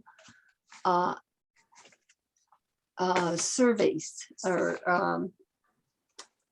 historic, not really surveys, historic status of homes. If we have had in the past buildings that have come up for review, and there is a definite question in reference to the age of the home, 50 years or perhaps older or very close to 50 years, and also to the architectural style of the building, I would ask the planners in our historic division to look at the age of, to consider the age of buildings, and if you need to bring up the status or if we need to review the status of those buildings prior to an application, being presented to us, that come before us so that we are not stuck with